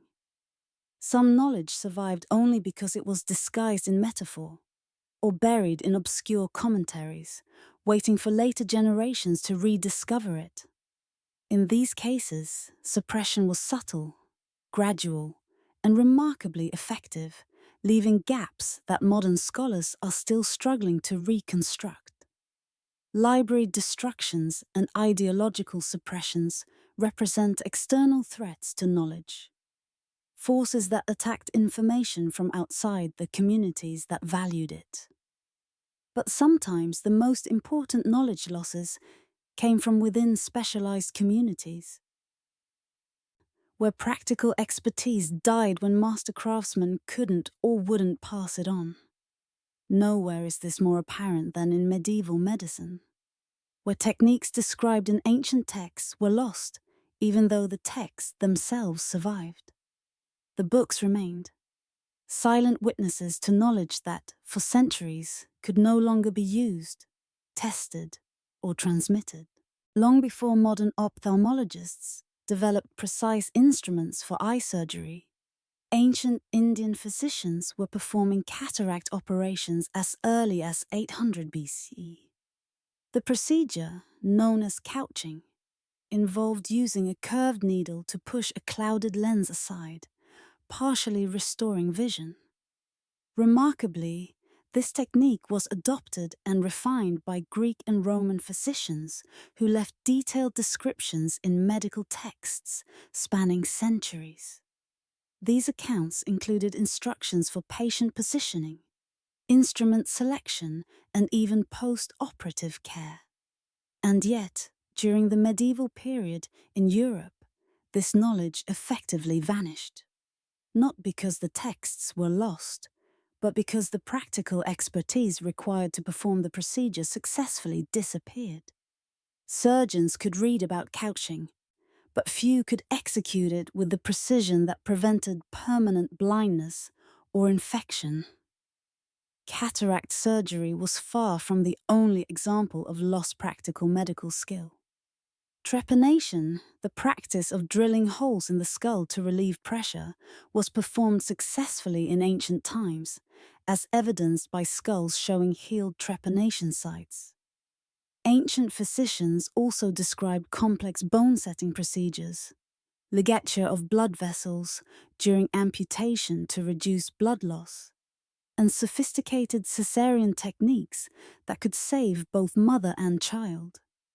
Yet during much of medieval Europe, these procedures were either forgotten or considered too dangerous to attempt. The disconnect was rarely textual. Ancient medical manuals survived in monasteries and libraries. The disappearance was embodied. The knowledge resided in trained hands, in the judgment developed through repeated practice, and in the observation of masters guiding apprentices. When that transmission chain broke, the skill died, even if the words describing it endured. Several factors contributed to this fragile survival. Surgery was often considered inferior to theoretical medicine in medieval Europe, relegated to barbers, monks, or itinerant practitioners who lacked access to comprehensive medical texts. Physicians trained in universities studied theory, herbal remedies, and humoral balances, but rarely performed invasive procedures. Conversely, practical surgeons had hands-on experience but might not read Latin texts or have the theoretical framework to advance beyond basic methods. This created a widening gap. Textual knowledge existed and surgical skill existed, but the two rarely intersected. Centuries passed in which procedures that were once routine became mysterious or entirely forgotten. Archaeology has provided haunting glimpses of these lost arts. In 1993, excavators at a Roman-era medical site in Italy uncovered a complete set of surgical instruments, scalpels, forceps, probes, and one particularly puzzling tool. Photographs were sent to contemporary surgeons, seeking insight. A cardiothoracic surgeon recognized it immediately. It was a rib spreader, designed to hold ribs apart during chest surgery. The Romans had developed a tool still in standard use today. Yet for roughly 1,000 years after the fall of the Roman Empire, Europe had no knowledge of its purpose or application. Patients who might have benefited from such procedures suffered or died, simply because the embodied skill had vanished. Rediscovery of these techniques in the 18th and 19th centuries often came as a surprise. Surgeons consulting ancient texts found procedures that anticipated modern innovations by centuries. Ligature of blood vessels, once described by Galen and others, had to be reinvented because the practice had faded from European surgical training. The knowledge of proper trepanation, bone setting, and internal surgical technique emerged only after painstaking reconstruction, often from fragmented texts or isolated archaeological finds. These recoveries underscore a central lesson. Technical skill cannot be preserved by writing alone. It requires practice, mentorship, and continuous application. Without these human conduits, even well-documented procedures become effectively lost. The story of ancient surgery illustrates a broader truth than about knowledge preservation. Texts can endure. Instruments can survive. Yet practical expertise can disappear entirely when social structures, professional hierarchies, and training systems fail. The consequences are human. Pain endured, lives lost, and centuries of medical progress delayed. Ancient physicians knew far more than their medieval successors could apply, and their lost skills represent a tangible, measurable human cost. Surgical knowledge demonstrates how practical skills can be lost, even when theoretical understanding is preserved. But medicine encompasses more than surgery. Ancient physicians also had extensive pharmacological knowledge, precise understanding of which plants, minerals, and compounds could treat specific conditions. And here too, the medieval period reveals mysterious gaps between what texts described and what practitioners actually knew how to apply. Long before the laboratory became the center of medical discovery, physicians relied on careful observation and the accumulated wisdom of generations. Ancient pharmacopoeias, often hundreds of pages long, catalogued plants, minerals, and other substances, describing how they could treat illnesses, alleviate pain, or even prevent disease. One of the most influential works was Dioscorides' De Materia Medica, compiled around 70 CE. It described roughly 600 plants, detailing their appearance, preparation, and medicinal use. For centuries, this text guided physicians across the Mediterranean and beyond. Yet, as it traveled north and east, something curious happened. The connection between ancient names and the actual plants began to fray. Medieval copyists faced a practical challenge. Many plants described in De Materia Medica grew only in the Mediterranean climate. When scribes in northern Europe attempted to replicate Dioscorides' work, they often encountered species they had never seen. Over successive generations of copying, descriptions became vaguer, illustrations less precise, and the link between the original name and the living plant was gradually lost. Recipes survived in text, but the plants themselves were misidentified, substituted, or forgotten. What was once empirically tested knowledge became a shadow of itself, a list of remedies whose effectiveness depended on a disappearing context. Some of these losses were tragic. Silphium, a plant extensively documented in ancient sources, was prized as a contraceptive and medicine. By the late Roman era, it was apparently harvested to extinction, and today its exact identity remains a mystery. Compounds like theriac, a mixture of dozens of ingredients intended as a universal antidote, became impossible to reproduce reliably because the precise plant components could no longer be identified. Mithridatium, another ancient concoction intended to guard against poisoning, was similarly vulnerable to the erosion of botanical knowledge. Even when ingredients were available, their proportions, preparation methods, and the subtleties of seasonal harvesting they were often lost, reducing potentially effective treatments to inconsistent remedies. Yet some knowledge survived, lying dormant until modern science rediscovered it.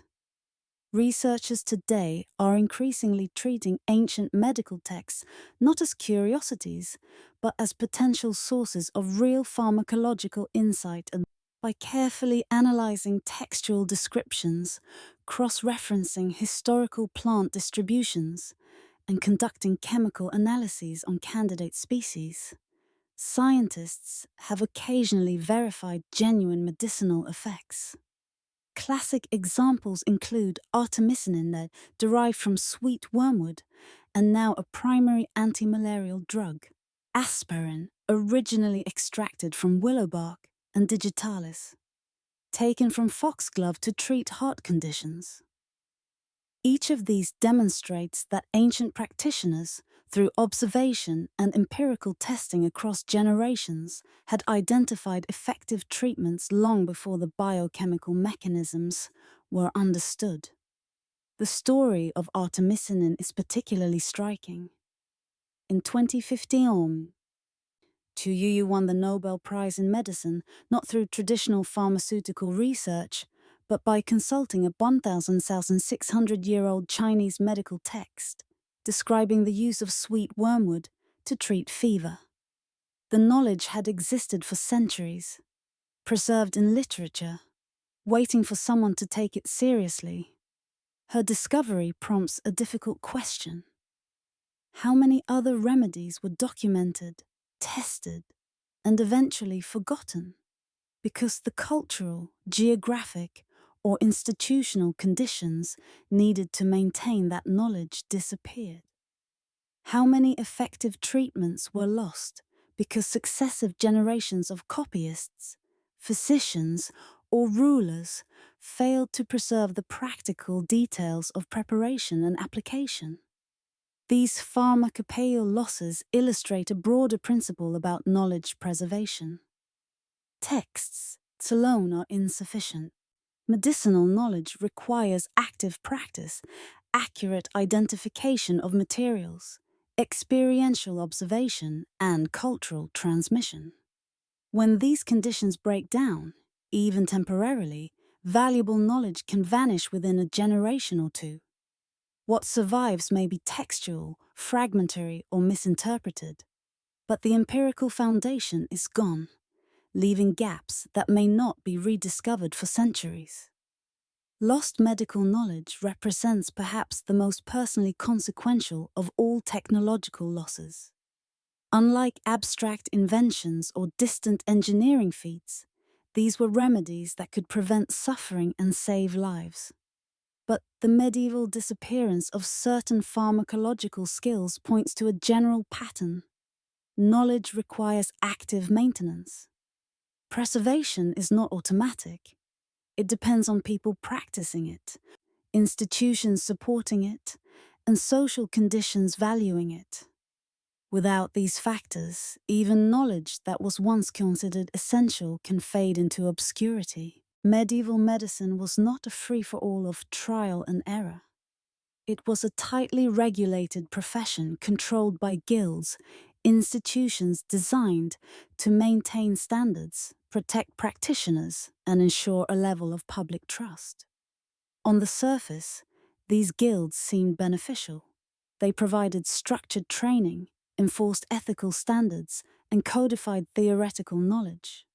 But the same structures that preserved some expertise also restricted its transmission, limiting who could practice, who could learn, and even who could innovate. Knowledge became a commodity concentrated in a small, privileged group, vulnerable to loss if a few key practitioners disappeared or were silenced. Women healers, long central to community health, were particularly affected. Across Europe, women maintained extensive practical knowledge of childbirth, herbal remedies, and surgical techniques. In many cases, their expertise rivaled or exceeded that of university-trained physicians. Yet formal medical education was closed to them, and in some regions, their skills were framed as dangerous or even diabolical.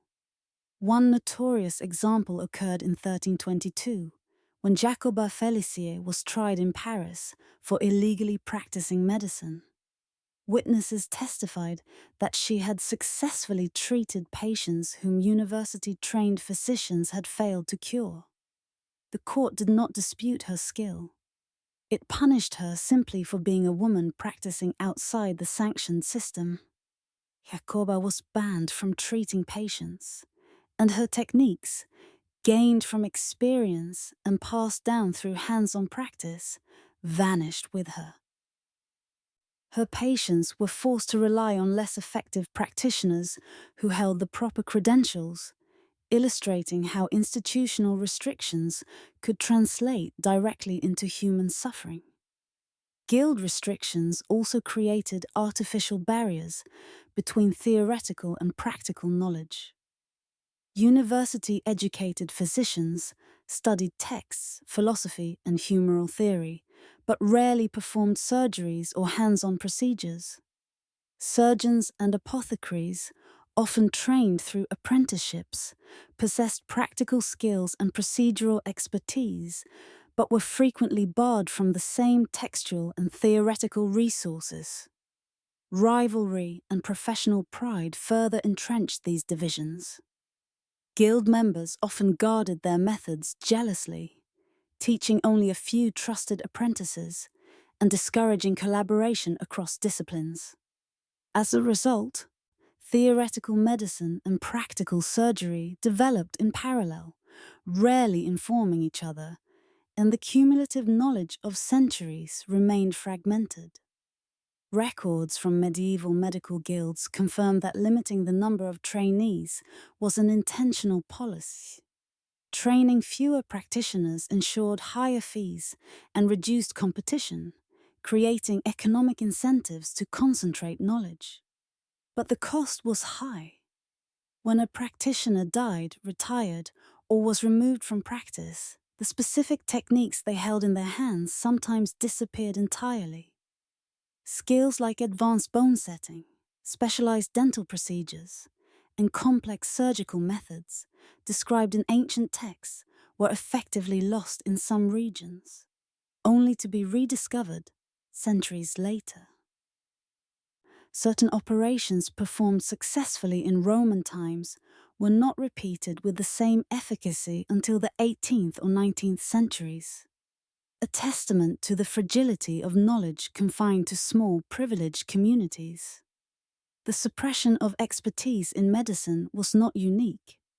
Many medieval crafts, from metallurgy to textiles, relied on guilds to control training and preserve trade secrets. Yet in medicine, the stakes were higher.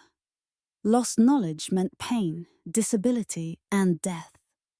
When combined with gender-based exclusion and institutional gatekeeping, the result was a systemic erosion of practical medical skill.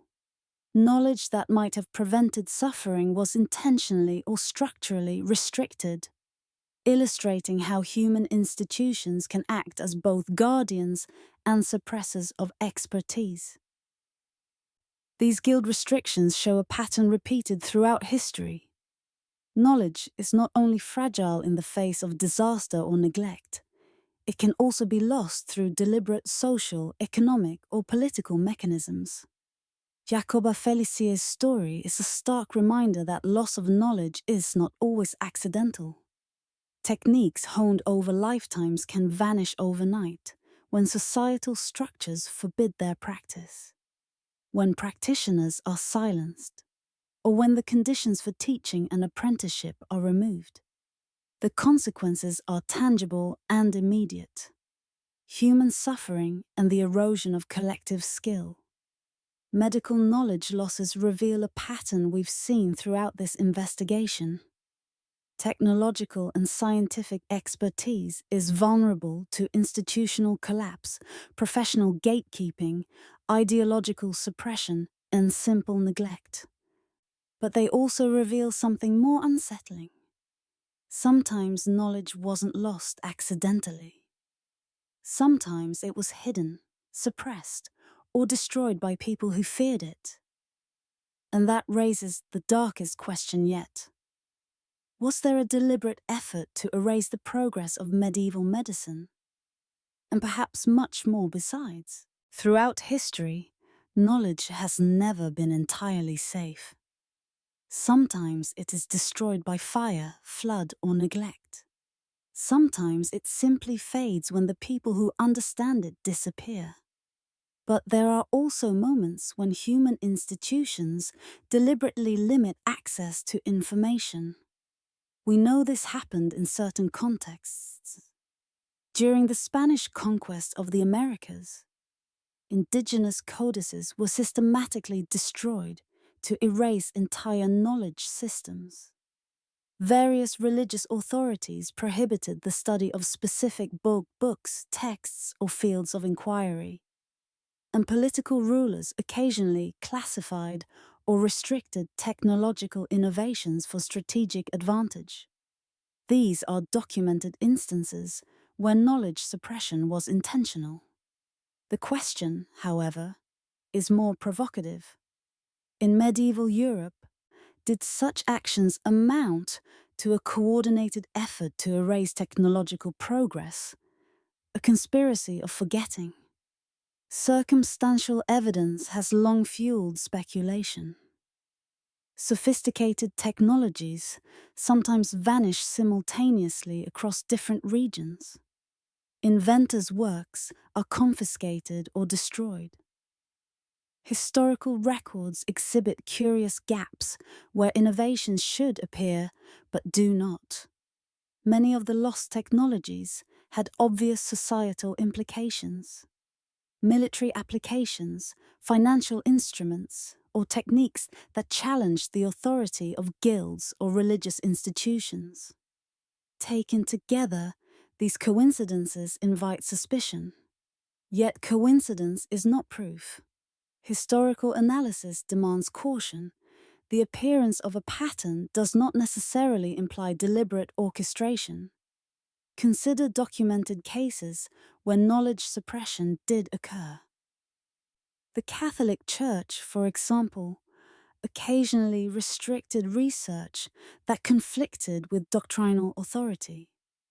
Scholars investigating optics, celestial motion, or mathematics could find themselves censured or professionally sidelined.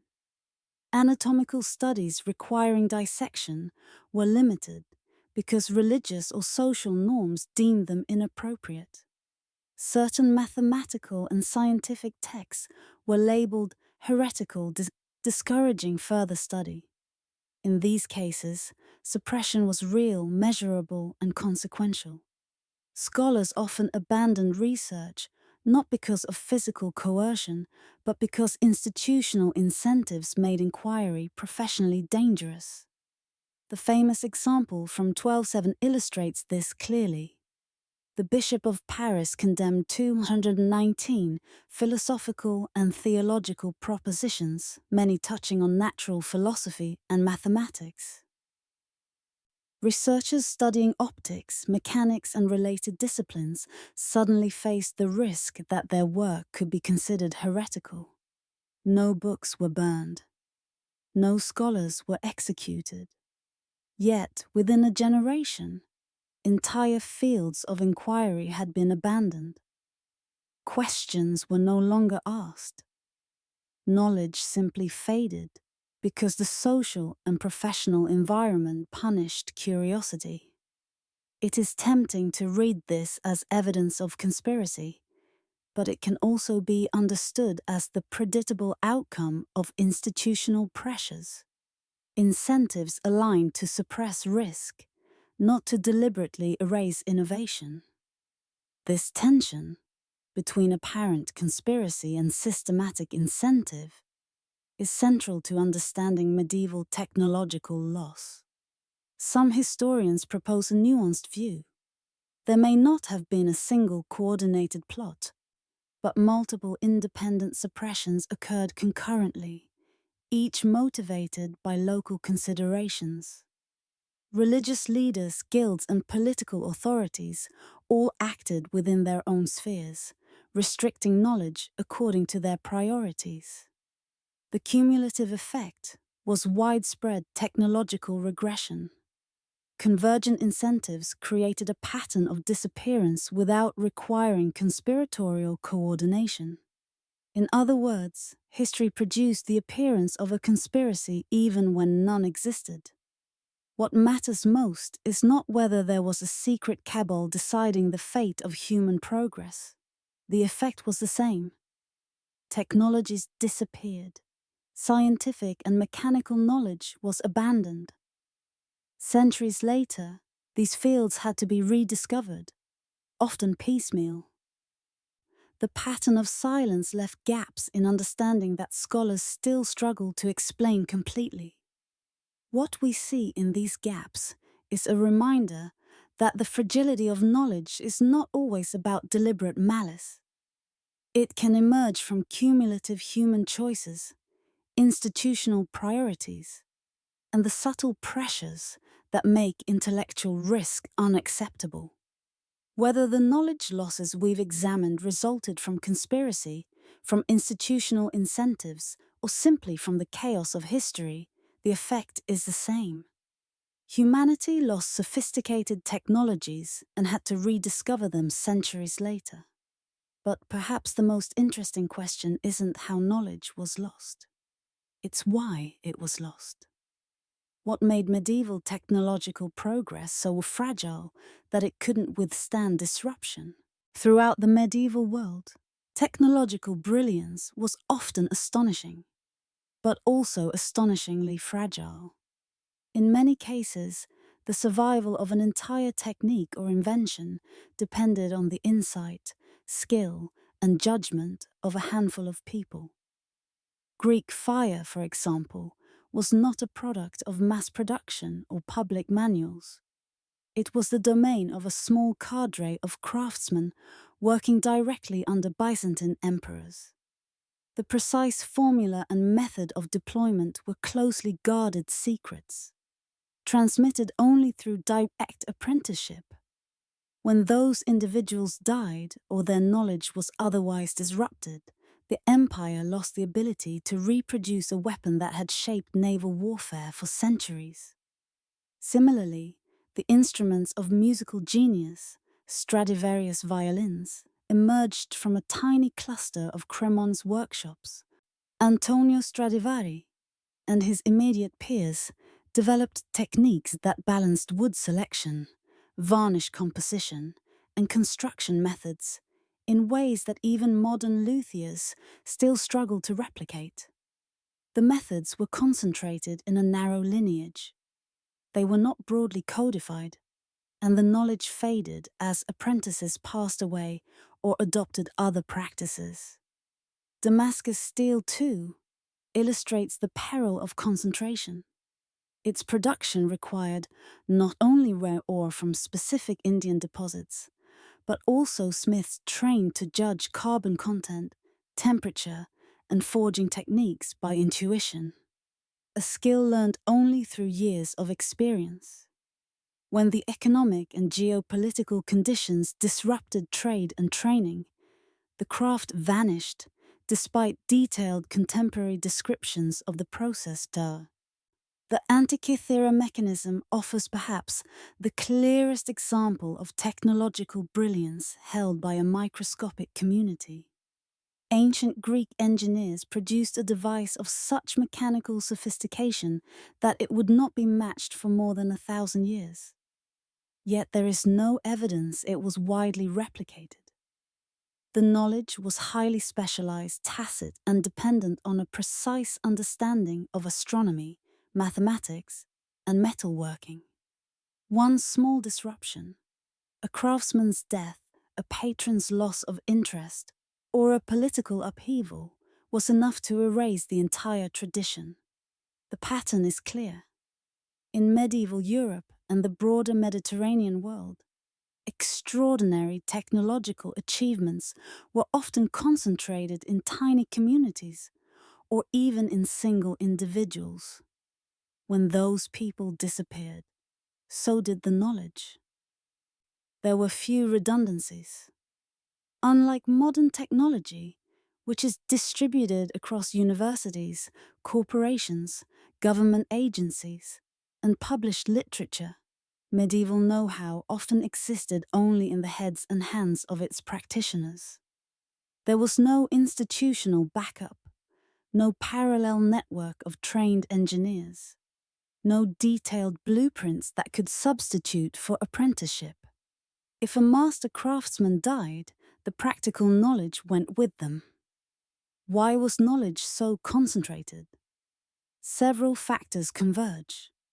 Guild systems deliberately limited apprenticeships and tightly controlled professional knowledge, maintaining monopolies that were economically advantageous but socially restrictive. Patronage systems meant that only a few wealthy individuals could fund specialized artisans. Much of the knowledge itself was tacit, requiring years of hands-on practice to transmit successfully, and could not be fully encoded in written texts. And finally, Medieval populations were relatively small, limiting the pool of potential specialists. The result was a paradox. The very sophistication of the technology made it exceptionally vulnerable. Modern resilience theory offers a useful lens. Engineers describe some systems as brittle, highly optimized for specific conditions, but extremely susceptible to disruption. Medieval technological knowledge was brittle in this sense, extraordinarily effective when its practitioners were present and conditions stable, yet highly fragile in the face of social upheaval, economic change, or individual loss. Parallels exist today. Even in the 20th century, NASA discovered that when trying to recreate Saturn V rocket engines, critical tacit knowledge, small adjustments, intuitive tweaks, undocumented techniques had vanished with the engineers who originally built them. Modern teams had to reverse engineer a system that was, by design, extremely sophisticated. If we encounter this problem with 1960s era technology, imagine the challenge of reconstructing 13th century metallurgy, mechanics, or surgical practice. The lesson is stark. Brilliance alone cannot safeguard knowledge. Without redundancy, documentation, or institutional support, even the most advanced techniques can vanish within a generation. Medieval technological losses repeatedly demonstrate that extraordinary ingenuity, when held by too few hands, is almost certain to disappear when disrupted. The vulnerability of specialized knowledge helps explain why individual technologies were lost. But it does not fully explain why technological progress itself seemed to stall, or even reverse, during certain periods. To understand that, we must examine the broader economic and social conditions that either enable or prevent innovation from taking root and spreading. Technological achievement doesn't occur in a vacuum. Even the most brilliant inventor or skilled craftsman requires a foundation of resources to make innovation possible. Surplus, wealth, materials, time, and social stability is the invisible engine behind invention. Without it, knowledge may exist in theory, but cannot be applied, refined, or transmitted. The Roman Empire, at its height, had these conditions in abundance. Conquest and trade brought vast wealth. Complex Russia's networks delivered specialized materials across thousands of miles. Political structures maintained order for long-term projects. And elite patrons valued technical sophistication enough to fund engineers, architects, and artisans. The result was a society capable of feats that would not be replicated for centuries. Concrete that lasted millennia. Aqueducts spanning valleys, and machines that astonished even modern engineers. The Byzantine Empire inherited some of these advantages, and the Islamic Golden Age demonstrates the same principle. Scholars in Baghdad, Damascus, and Cordoba could pursue mathematics, astronomy, and engineering because economic surplus allowed them to devote time to research rather than subsistence.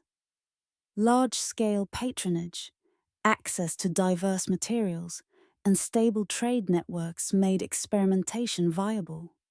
But much of medieval Europe, particularly in the centuries following the fall of the Western Roman Empire, lacked these enabling conditions. Fragmented political structures created small, economically constrained units.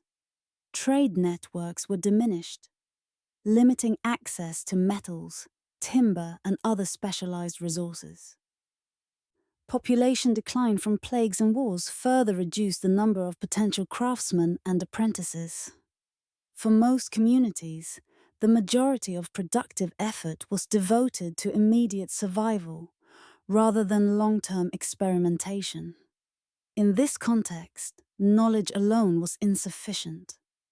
Even when texts survived, when techniques were theoretically understood, and when skilled individuals existed, there simply wasn't enough material or economic justification to put ideas into practice. A Roman engineer might understand the principles of a steam-powered temple door, a mechanical device that could operate without human intervention. But in practice, slaves were cheap, and temple doors opened just fine without advanced machinery. The knowledge existed but wasn't economically useful. Over generations, if a skill or device is never applied, the practical expertise needed to implement it disappears, even if the theoretical principles remain recorded.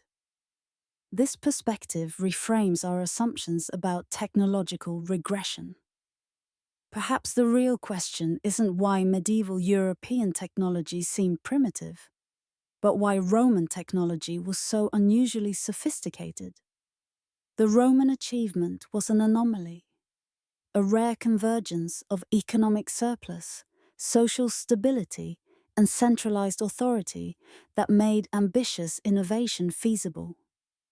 Medieval Europe, returning to more typical pre-industrial conditions, lacked these enabling factors. Innovation stagnated not necessarily because people forgot how to do things, but because resources, markets, and incentives to do them were absent. Knowledge is fragile when it is decoupled from economic applicability. Evidence for this pattern is visible across regions and eras. As European economies recovered in the 11th to 13th centuries, trade networks expanded, urban centers flourished, and technological innovation resumed. Watermills, windmills, improved metallurgy, and mechanical clocks all appeared or became widespread. Similarly, during periods of economic prosperity, Islamic and Chinese civilizations produced significant technical innovations, showing that the availability of surplus and stability directly correlates with creative output. The lesson is profound. Much of what we label as lost knowledge may have been temporarily irrelevant rather than entirely forgotten. Technologies vanish when society no longer has the resources, incentives, or practical need to sustain them. Sometimes knowledge disappears, not because it was destroyed, suppressed, or misunderstood, but simply because maintaining it required investment that no one could justify. Economic conditions shape what humans preserve, transmit, and ultimately apply. Without surplus and stability, even the most remarkable inventions are vulnerable to being forgotten or never realized at all. History is not a single inevitable line. It is a branching landscape of possibilities, where each choice, each discovery, each accident shapes which paths remain open and which close forever. When we consider the technologies we've studied, the lost fires, steels, concretes, and mechanical marvels, we begin to glimpse the roads humanity might have traveled, but didn't. Speculating about these alternate timelines isn't fantasy. It's a way of understanding the real consequences of lost knowledge. Imagine Greek fire preserved and perfected over centuries. Naval warfare in the Mediterranean and beyond might have looked very different. Gunpowder would not have been the first decisive factor in siegecraft or maritime dominance. Incendiary devices, refined through experimentation and shared techniques, could have remained strategic game changers, as trade routes, port fortifications, and even the rise and fall of empires might have followed different trajectories because control of fire at sea and on fortifications would have remained a critical advantage. The consequences ripple outward. Economies, military innovation, and geopolitical boundaries could have evolved along radically different lines. Or consider the Antikythera mechanism. If the tradition of precise geared analog computation had survived and expanded, the history of mathematics and astronomy might have been accelerated by centuries. Civilizations could have developed mechanical calculators capable of modeling planetary motions, eclipses, and lunar cycles long before the 14th century European astronomical clocks. Early scientific methods might have shifted toward empirical experimentation with devices that provide repeatable, observable results. Could Newtonian physics, or something like it, have emerged earlier, or taken a different form entirely? Perhaps human understanding of celestial mechanics would have progressed centuries faster. Damascus steel, too, offers a tantalizing what-if. Mastering the empirical control of microscopic structures in metal could have been humanity's first steps toward advanced materials science. Armor, tools, and weapons would have been stronger and more resilient far earlier. The very concept of manipulating material properties at a microscopic level might have been embedded in craft traditions and empirical science long before metallurgy formalized it in the modern era. Who knows what innovations in engineering, machinery, or infrastructure might have followed? Roman concrete illustrates the same principle.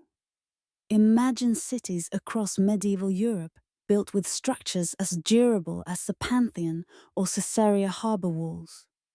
Bridges, aqueducts, seawalls, and public buildings might have lasted centuries longer, transforming urban planning, architecture, and even societal expectation of permanence. The economic and cultural consequences of more durable infrastructure, fewer rebuilds, longer-lasting trade networks, and stable civic centers could have fundamentally altered how societies organize themselves. These are not idle fantasies. Each lost technology represents a fork in history, a set of possible branches that were never followed. Technology develops path-dependently.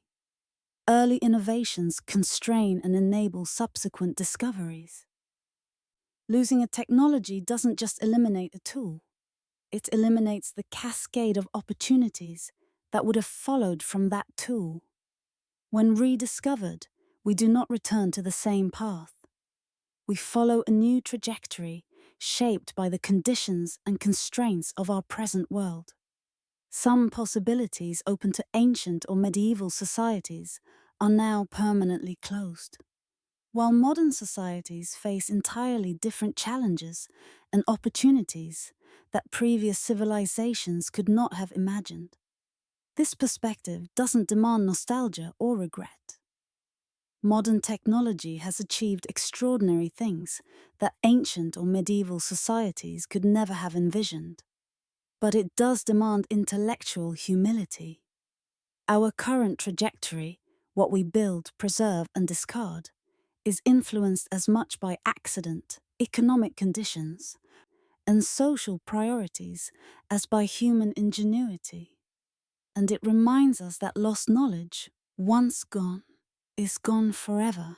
Not just the specific techniques, but the worlds those techniques might have opened. History may seem like a distant teacher, but its lessons are alarmingly relevant today.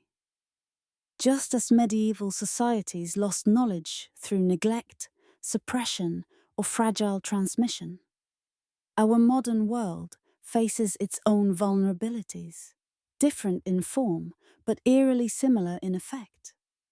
Consider traditional knowledge held by indigenous cultures. For thousands of years, communities accumulated empirical understanding of local ecosystems, medicinal plants, and agricultural techniques finely tuned to their environments. Today, as these cultures assimilate or disappear, that knowledge is vanishing. Entire pharmacological systems, practical knowledge of which plants treat which conditions, are disappearing with elders who are the last living repositories.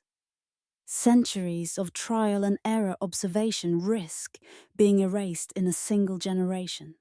Even industrial and artisan knowledge is at risk.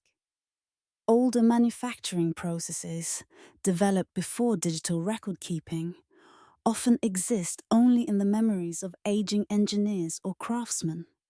Specialized skills in metalworking, textiles, or printing are fading as practitioners retire without apprentices. Once the last practitioner passes, techniques that took decades to refine can disappear forever. In some cases, the loss is ironic. Modern machinery is more precise than ever, yet it has replaced the very expertise that made earlier methods robust and adaptable.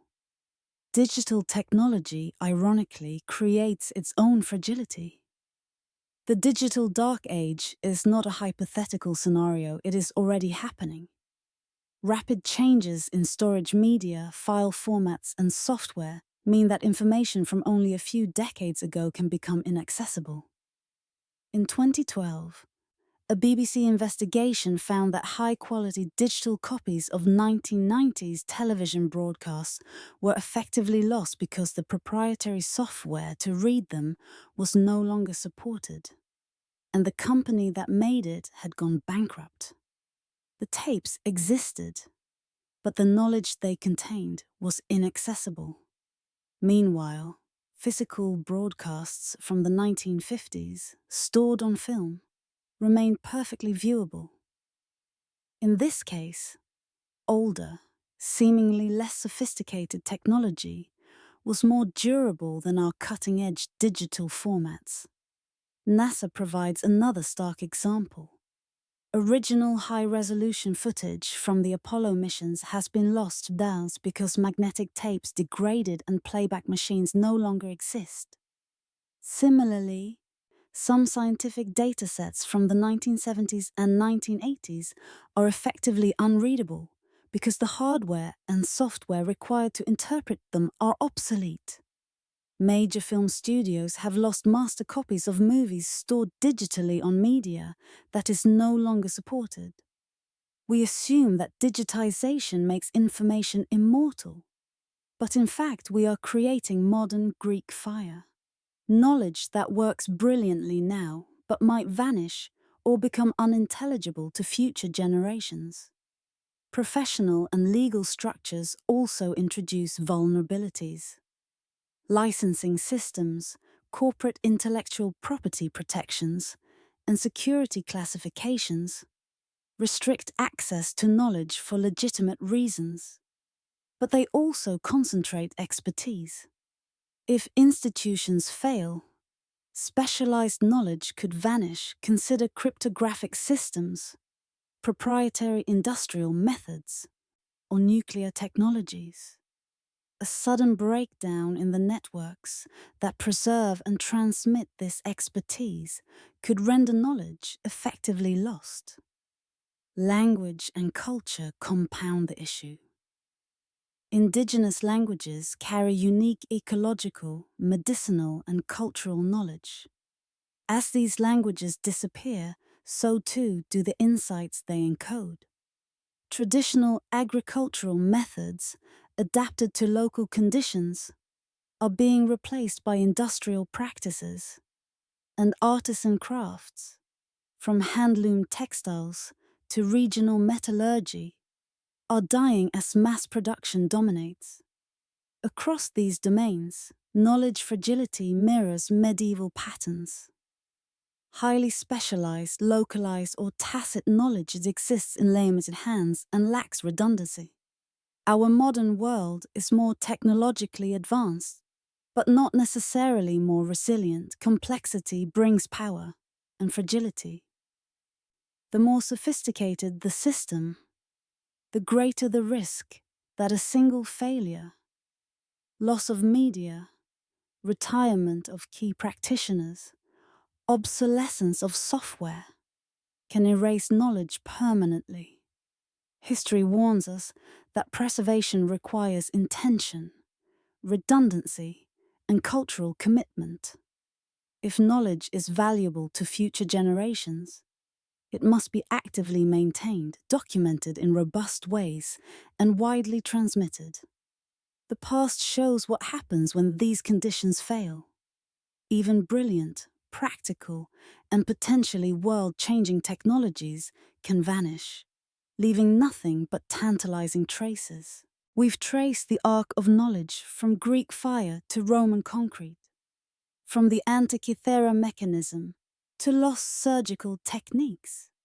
Across centuries and civilizations, a pattern emerges.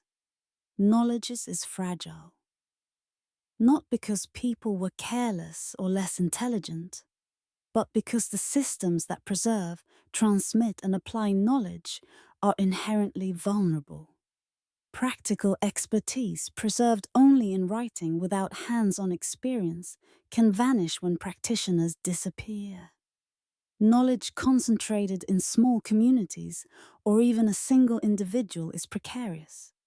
If that person dies, retires, or fails to train successors, entire traditions vanish. Knowledge that depends on specific materials, economic resources, or environmental conditions can disappear when those conditions change. Knowledge deliberately restricted through professional monopolies, security classifications, or religious and ideological control is at risk. And knowledge that seems impractical or irrelevant in one era may prove indispensable in another. As Roman concrete demonstrates, what lessons can we draw? First, diversity in preservation is key. Written records alone are insufficient. Practical transmission, apprenticeships, centralized archives, distributed copies, and overlapping expertise all strengthen the resilience of the knowledge. Redundancy is not waste, it's insurance. Second, context matters. Preserving formulas, blueprints, or instructions without understanding their purposes, constraints, and underlying principles leaves knowledge brittle. Third, discarded or obsolete approaches may have renewed value. Techniques once considered outdated, ancient pigments, concrete, mechanical devices, can inspire modern solutions that surpass contemporary methods. Fourth, accessibility is crucial. Knowledge locked behind specialized jargon, proprietary systems, or institutional barriers is almost as vulnerable as lost texts. Fifth, knowledge alone is not enough. The economic and social frameworks that allow experimentation and application are equally vital. Without supportive conditions, even brilliant ideas remain theoretical curiosities. Perfect preservation is impossible, some loss is inevitable. But history demonstrates that many losses are preventable. Thoughtful strategies, combining documentation, practical training, accessibility, and context, can reduce unnecessary disappearance.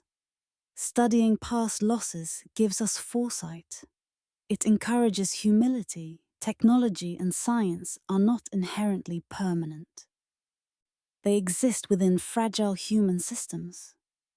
This perspective transforms how we view history. Advances and losses occurred simultaneously.